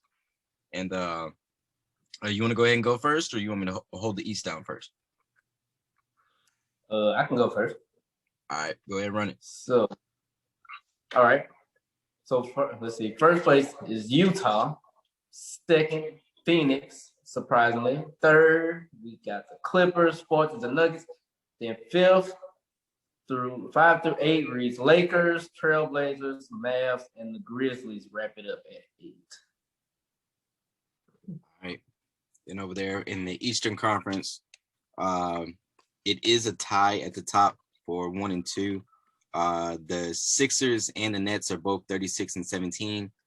But I guess the advantage goes to the Sixers as they may have won a couple of the head-to-heads. So the list reads Sixers, Nets, Bucks, Hawks, the Heat at number 5, Celtics number 6. Celtics are 28 and 26. That's concerning. The Hornets are number 7, 27 and 25. A lot of their success came from LaMelo, but now he's done for the year. And the Knicks, holding on, 27 and 27, sitting at 8 and 8. And my Bulls are down there at 22 and 30 at number 10. Yikes. So, as y'all only 3 games out, and y'all got Indiana in front of y'all. Y'all not that far.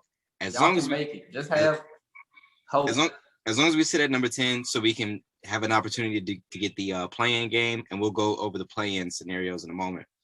But as long as I'll just go over the play-in scenarios while we're here. So yeah, you might as well.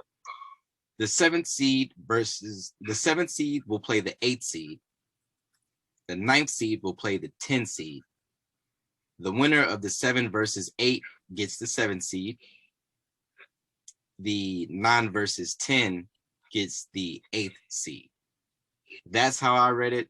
That's how it read to me, and that pretty much because it's the overall 10.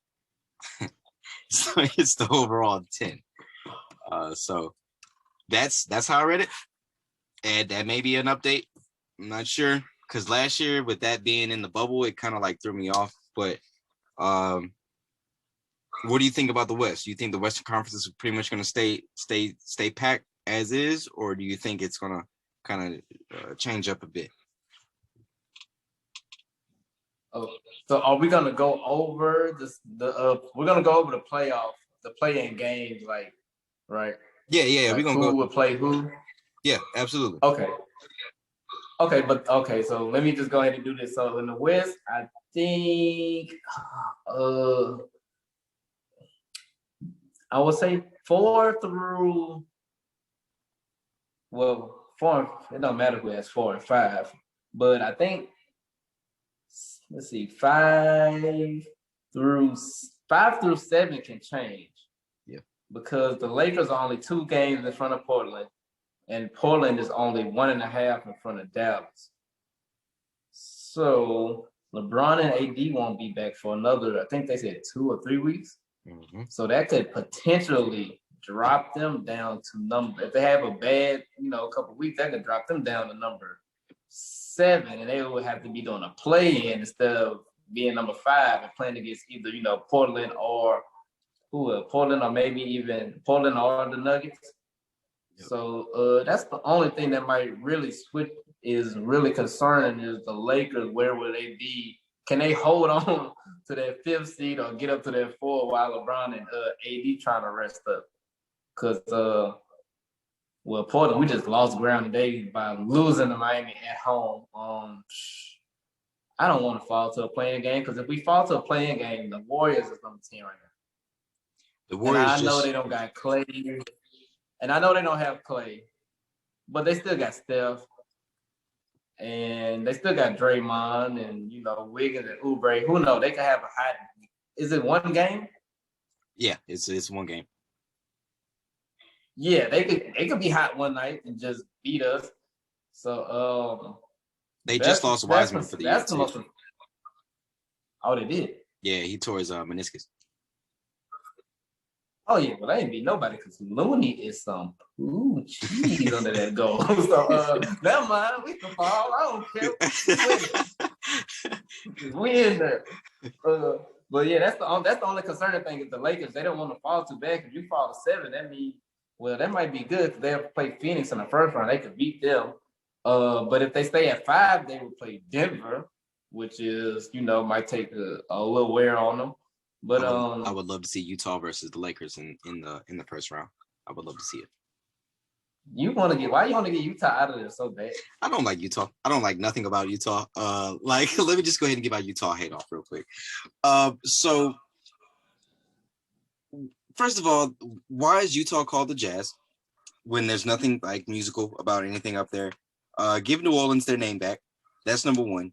Number two, they overhype their players because there's nothing else that goes on in the state of Utah besides Utah football, Utah college football. Nobody cares about that.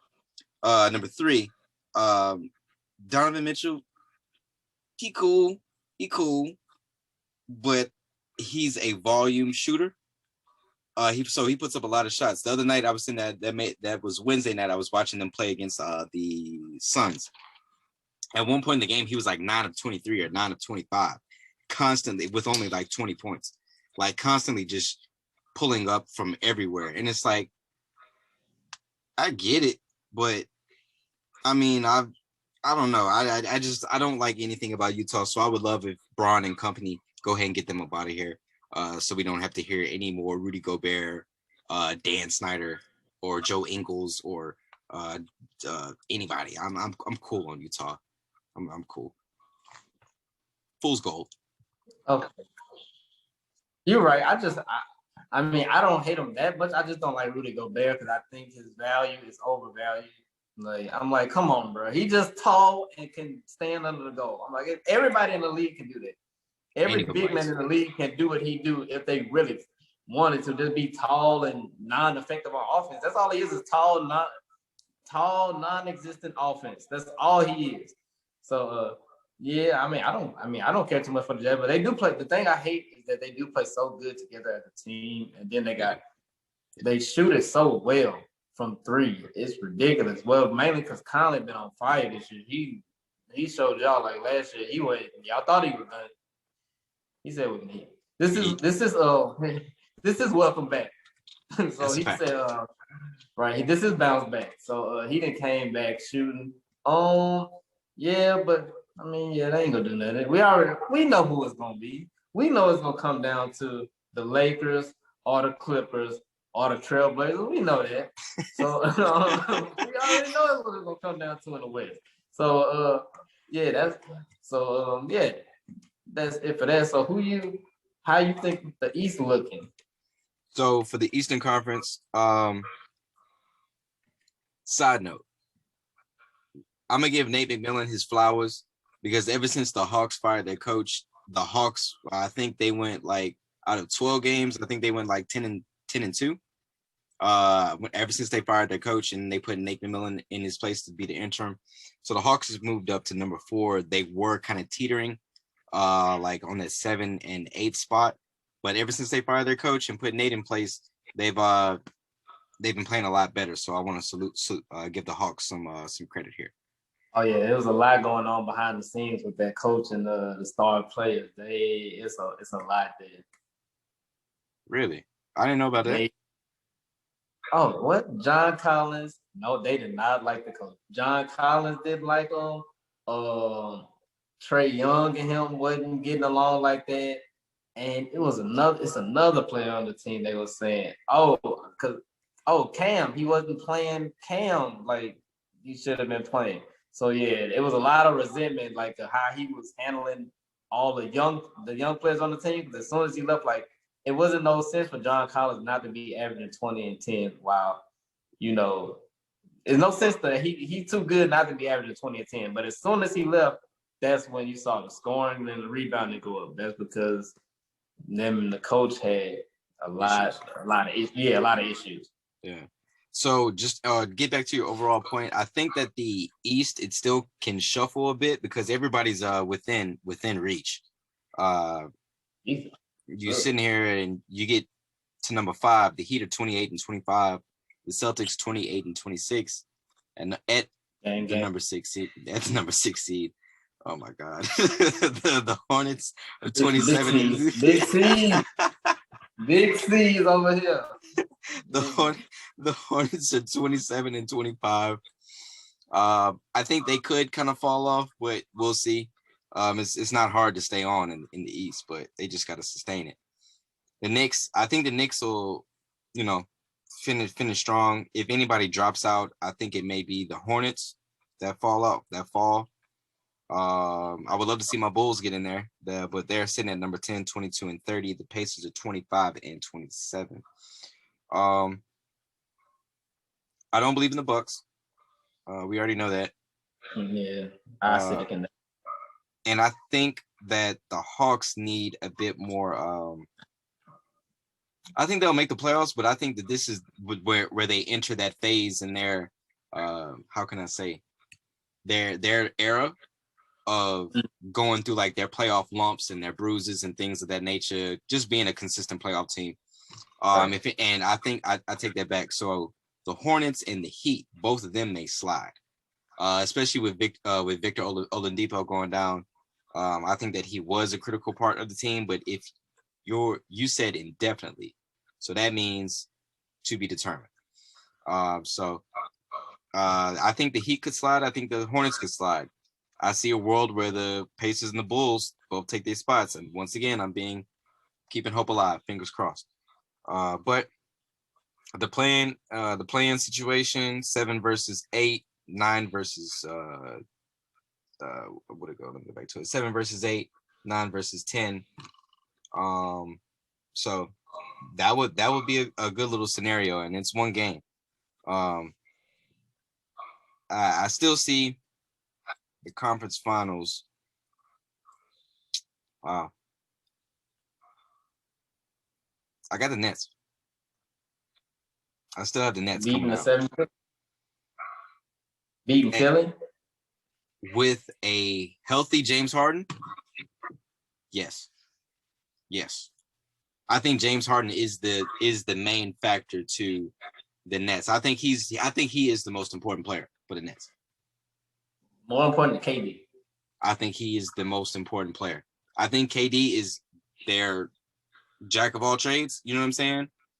But KD always gonna look for his shot. Kyrie is always looking for his shot.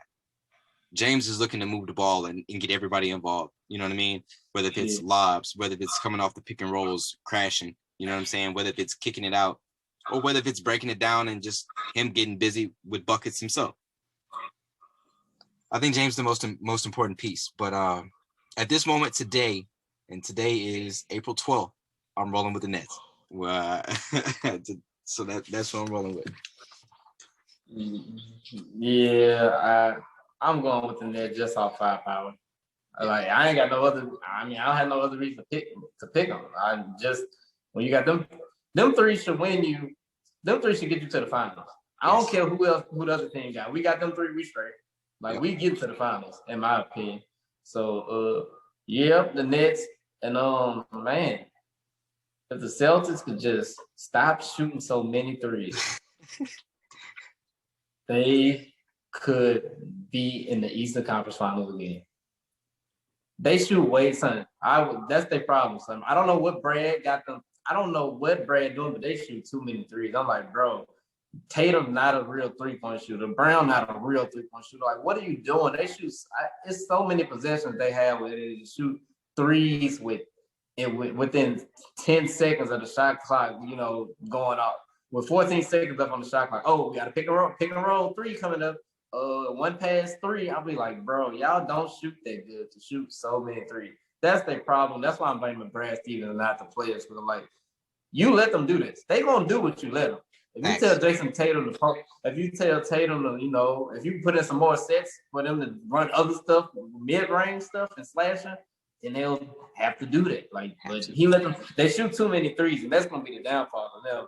And it's because Brad. I guess that's what they want to do, but I'm like, your 2 best players aren't 3-point shooters, so they can't be shooting threes. So don't give them on Tatum, because you see in that offense, he's still scoring 50. Here's my thing with Jason Tatum, right? And that was on Philly, wasn't it? No, that was against who he drew a foul on somebody. I'm trying to think who it was. It was some good center.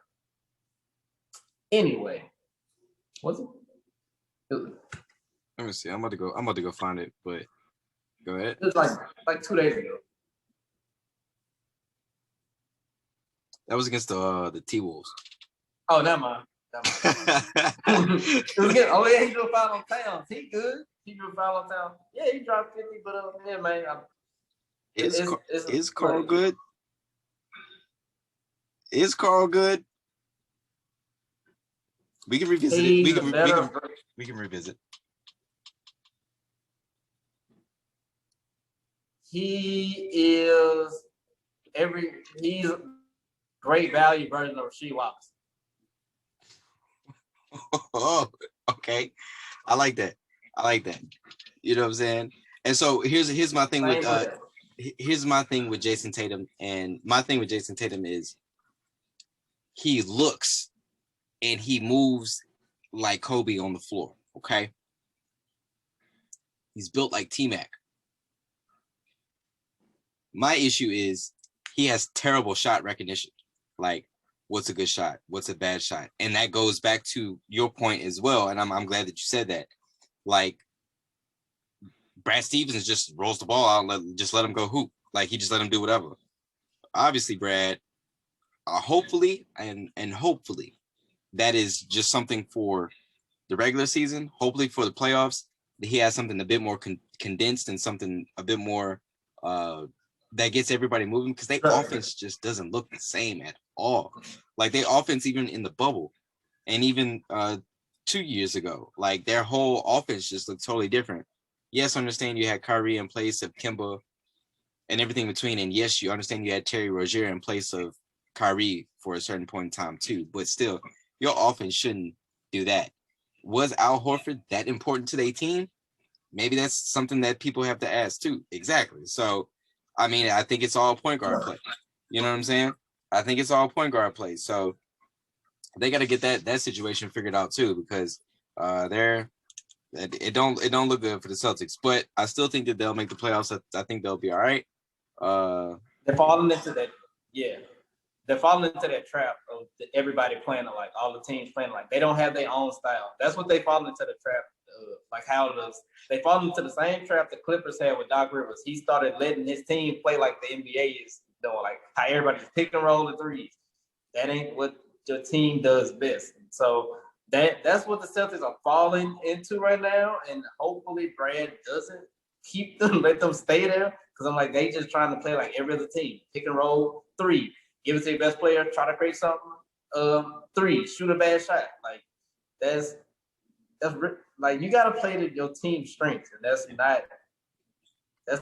not good basketball. That's not good coaching, and that's going to show in the playoffs. They're going to just flame out just how the Clippers did last year if they keep playing the same type of ball they play. Yeah. So that's pretty much it as far as the playoffs. I mean, would really look like here. I don't think much is really going to change in the East besides the Heat could fall. The Heat could fall out, or maybe toward the bottom. The Hornets could fall out altogether.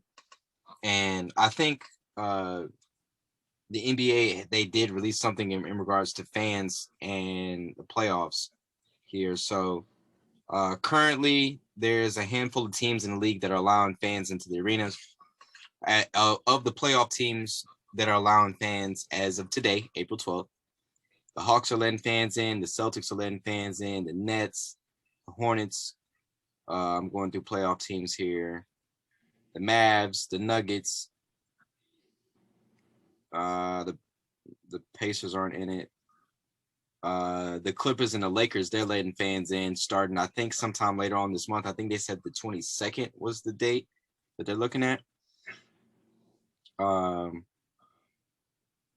The Heat are letting fans in. The Bucks are letting fans in.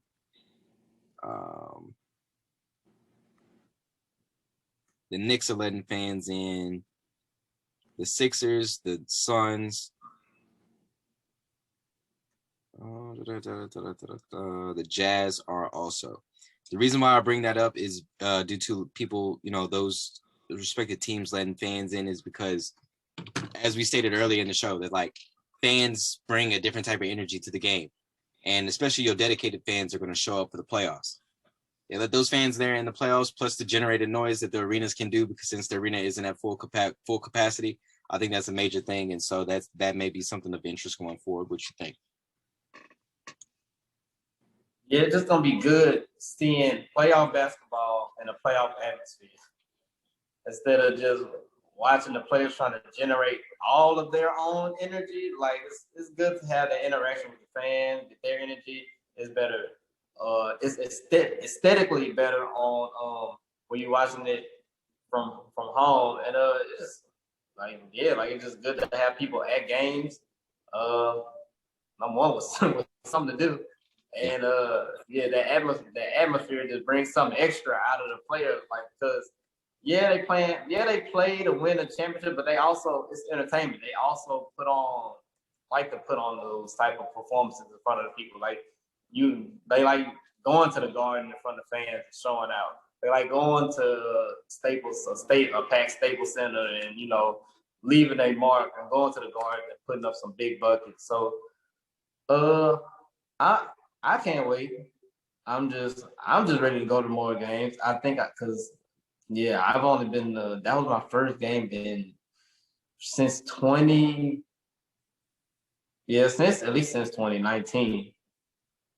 And I usually randomly go to New Orleans whenever I ain't got nothing to do. I used to just drive to New Orleans on a random Wednesday or Friday just to watch a game, man. I miss it. I have missed it, and when I got there, the energy just felt so much better. I'm like, oh, okay, I'm back to doing something that I'm normally doing, and it just felt so good. It felt good. It felt great. Put it like that. Yeah, I believe it. I definitely do. And also, just to kind of circle back to the playing game, here's the official phrase. The teams that finish the regular season in the number 7 and number 8 spots will have 2 chances to win 1 game and earn a playoff spot. The teams that finish number 9 and 10 need to win 2 consecutive games to advance to the NBA playoffs. So to me, it sounds like 7 will play 10, 8 will play 9. Yeah. So in each conference, the number 7 team will host the number 8 team, with the winner securing the number 7 seed in the playoffs. The number 9 team will host the number 10 team. The loser of the matchup is eliminated and joins the draft lottery. The loser of the 7-8 game will host the winner of 9-10, with the winner claiming the final 8 position and the loser joining the draft lottery. Why are they doing this? I think somebody said, hey, that NCAA game that they get to play to pick the final 2 seeds to play in, I like that idea. Let's do that. Or I think, now that's just me in my own head, you know what I'm saying, just making that shit up. But I think actually what happened, maybe 2 or 3 years ago, some teams down there at the bottom, 7 or 8, 7, 8, 9, they may have all had the exact same record, didn't it? Same record, same win percentage and everything. Yeah. And so that's when the NBA was like, all right, let's just go ahead and try and fix this. And that's just kind of like a Band-Aid over it. But you know what I mean? But I think I think I get it. It's gonna take some getting used to. So I mean, hey. Yeah, they just trying some, because I think it happened that one year in the West where all of the last bottom teams were all 48 and 30, whatever. It had 3 teams with the same record. And they was like, come on, bro. They really? We all got the same record and we don't have the equal chance to get to the playoffs. So yeah, that's probably it. But I don't see the point. I don't see the use for it, because whoever is in them spots, they not going 99% of the time, they're not gonna win the championship anyway. So it don't matter what they do, what they got going on. And just to put a bow on the whole playing games, the playing games, they start on May 18th. I'm pretty sure they'll be on TNT, ESPN, ABC. Just those there. We forget. That's the main reason. More games, more money. $ first. And then so something else that came down the line, the NBA is, I believe they're voting on changing the jumping into a shooter rule. It's about time. It's about time. I hate it. I can't stand it. I can't stand the fact that you can pump fake somebody commits to playing defense and then a shooter just jumps into them. I'm so glad that they are looking into changing this. That's the cheapest and the weakest play move in our game. And I'm looking forward to everybody, the powers that be changing this. Yeah. Also, they're looking into adding in a second challenge if your first challenge is successful, similar to football. So should have been that should have came with the original rule. But right, at least they fixing it. At least they fix it. At least they're fixing it in real time. So that was one thing. Yeah. Bro. Hey, I gotta go in right. I hate that play, son. Like, ain't no way in the world. If I pump it, if I jump straight up and you jump into me, what did I do wrong? Like, I didn't leave my space. This is like, as a defender, I gotta have some space. Like, I gotta be able to contest a shot.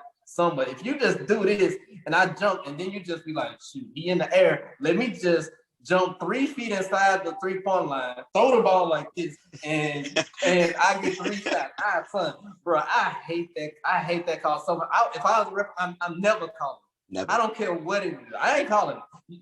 LeBron can do it. I'm not calling it. Steph can do it. I'm not calling that play. And bro, it's so cheap, son. I just hate that. I'm like, you can't. What are you supposed to do?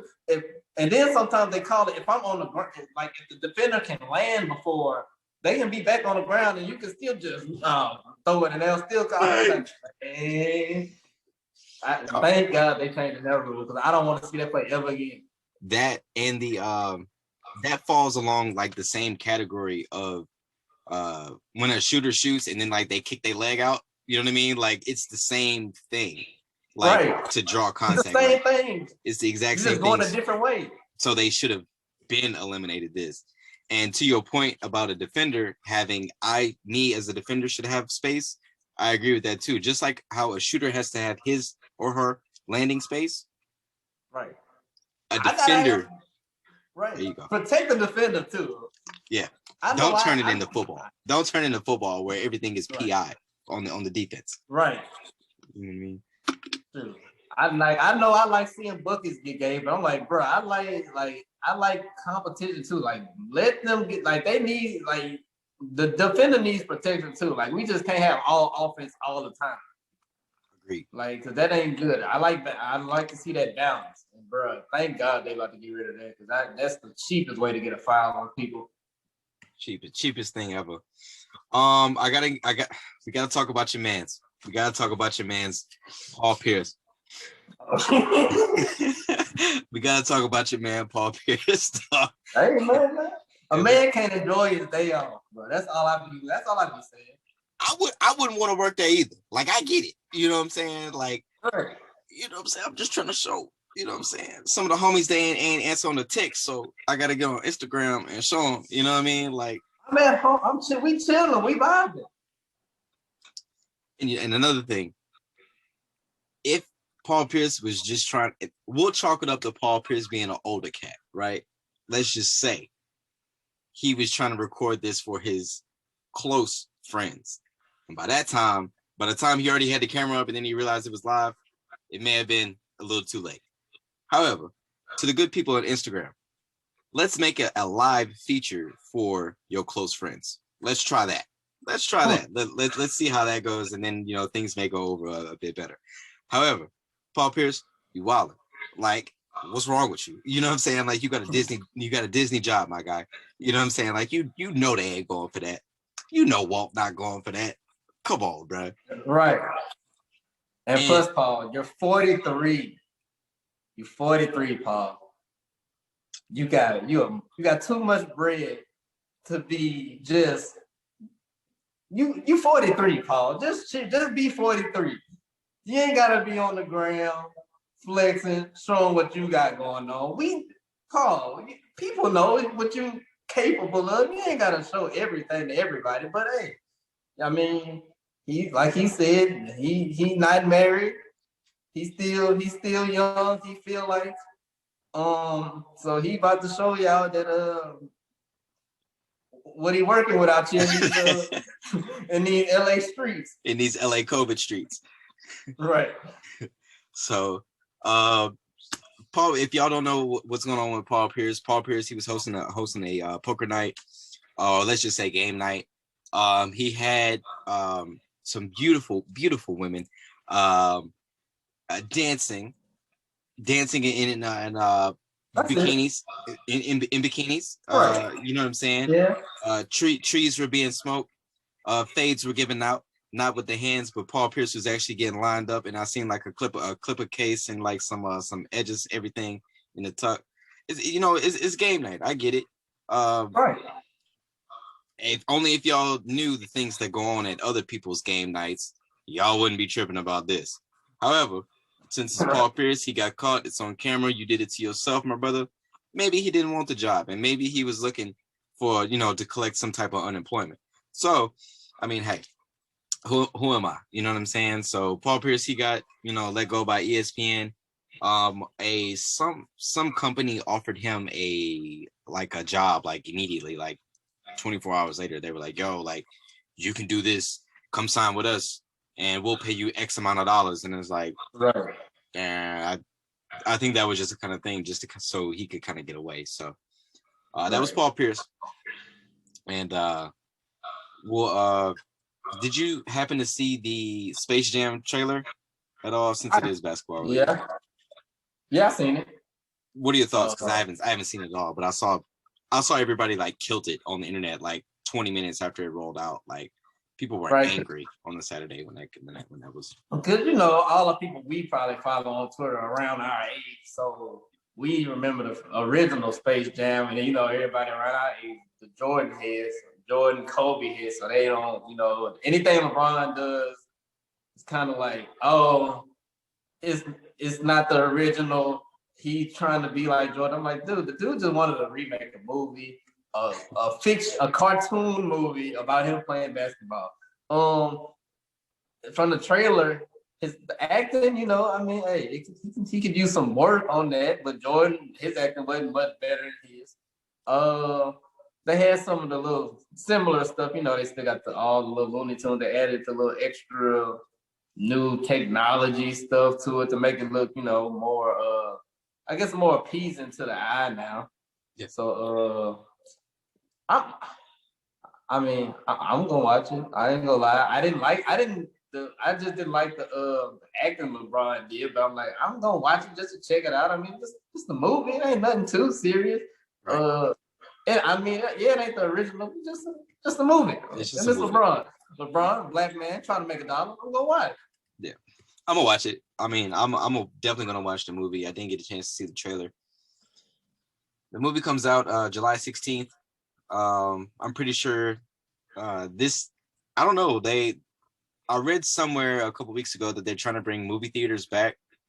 I know before I left town not too long ago, they had this big like vent thing coming out of the movie theater. So I guess they're trying to sterilize or clean the air or clean the ducts or something. I'm not sure. But so this may be a part of that big movie wave for the summer. But regardless, I'm pretty sure it's going to be available on those streaming platforms. I'm not going to say any names until they cut the check. So just go. Y'all just have to wait until then, to where it's released. And last but not least, yesterday the Minnesota, the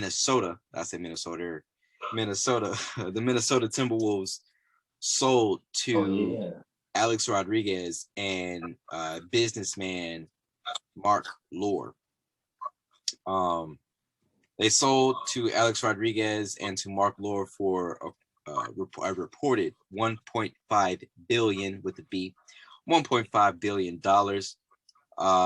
Alex Rodriguez, former baseball player with the Mariners. I think he played for the Rangers for a moment, but mostly known with the Mariners and the Yankees, and his alleged steroid use. So That is Alex Rodriguez. A little bit of background if you're asking who in the hell is Mark Lore. He is a businessman. He has ties to Walmart. He has ties to jet.com. And he also has some ties to diapers.com. I'll let you guys kind of check those out and see what he's into, but he is a businessman. The reason why this is news to me and to Tevin as well is because a couple months ago, let's just say at the top of the year, Kevin Garnett made headlines because he felt, how can I say, what's the right word? I don't want to say backstab. I don't want to say guilty. We'll say guilty. There we go. So Kevin Garnett, he did feel some kind of way whenever the current owners of the Wolves didn't sell to him when he is their best player in franchise history under the Timberwolves imprint. So Kevin Garnett felt some type of way. He went on an Instagram kind of tirade where he posted some things. And what I love about KG is he kept it hood. Like he spelled everything hood. Like we were texting back in like 2000, like 2007. You know what I'm saying? Like he had every word, right. Cuss word, like shortened word, just shortened. He kept it G. And later on, of course, more is always revealed. I see why Kevin Garnett is upset because you sell it to a baseball player and not to the best player in franchise history. So I do understand. Right. But you know why A-Rod is probably trying to get this team though, because he's looking at the future of where Minnesota probably could go. Well, probably as far as talent-wise on the team's talented, but the city, I don't think the city's really behind the team that much anymore, like how they used to be, because number one, they haven't won and forever, and ownership has been doing terrible. So I think he's trying to uproot them to make a big move in Seattle. Especially they got 2 years to do 2 or 3 years to do it before the ownership takes over. So I think that might be their game plan. Move to Seattle. You got the whatever they got going on over Seattle, especially like with all the tech and stuff like this. So they about to have a booming arena over there. Only team in Seattle. Seattle been waiting for a team for years. The Clippers didn't make that genius move of just leaving California and going up north a little bit to make all that money. But hey, that's on them. A-Rod said, I'm about to get that bag.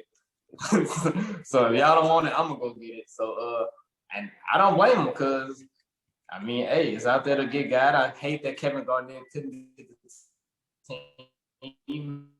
Maybe let me get a piece of that.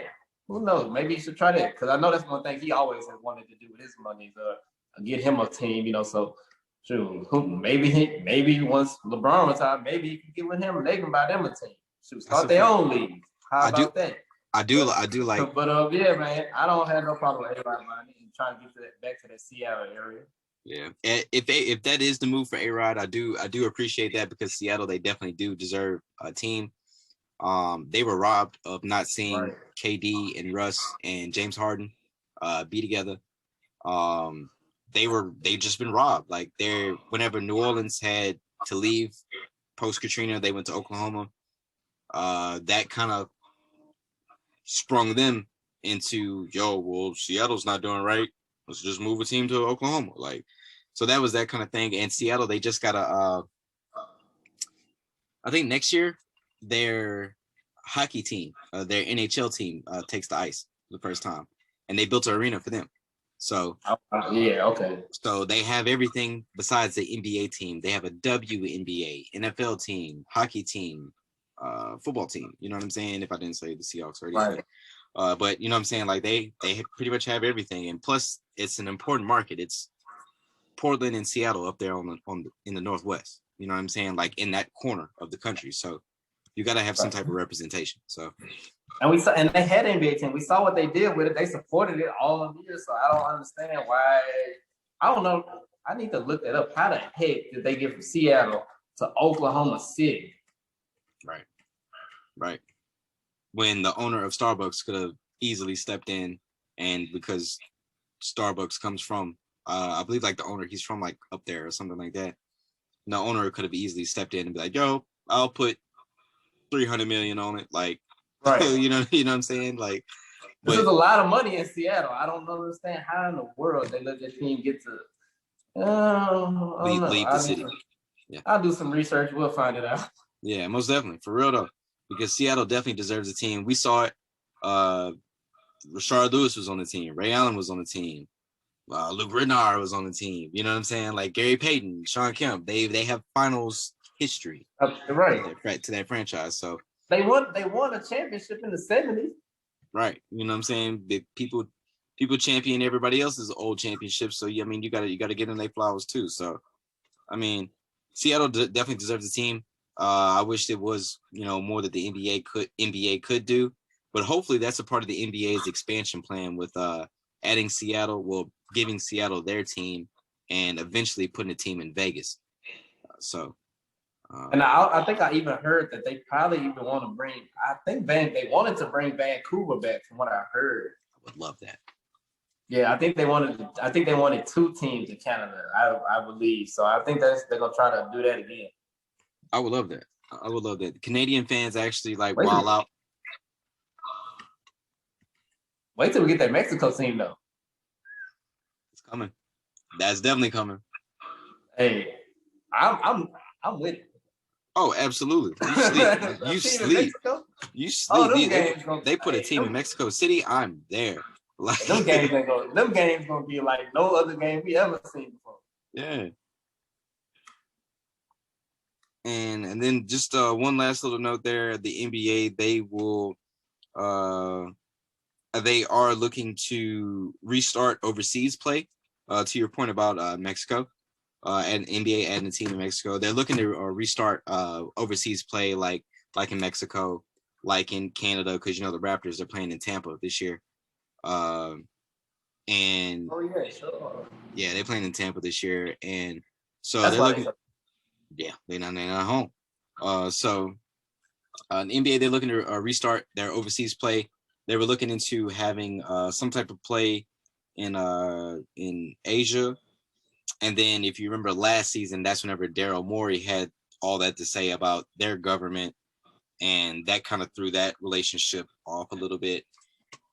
But the NBA, they're also looking into developing leagues in Africa and the Middle East, and also in South America as well. So it's beautiful. The game is global as it could ever be. You know what I mean? So I'm definitely thankful, and hopefully next year, whenever society gets back to a bit of a normal kind of thing, we can, all get back to regular life and enjoy everything from full arenas to over expensive burgers. You know what I'm saying? Overpriced burgers in the arena. So yeah, man. T, you got anything else? Right. Anything else on your mind here before we go ahead and wrap up?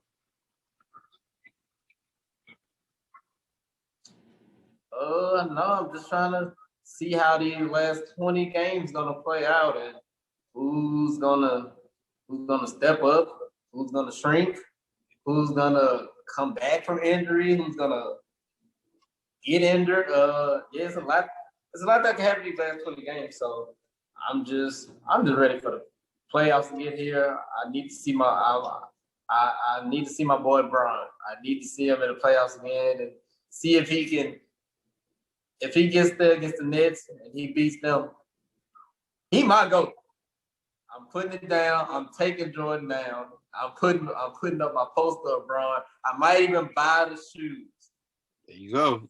No matter how heavy, I might buy them. Wow, LeBron's so heavy. Whoa, why? Them shoes. Those shoes are ankle weights. God, you was on LeBron.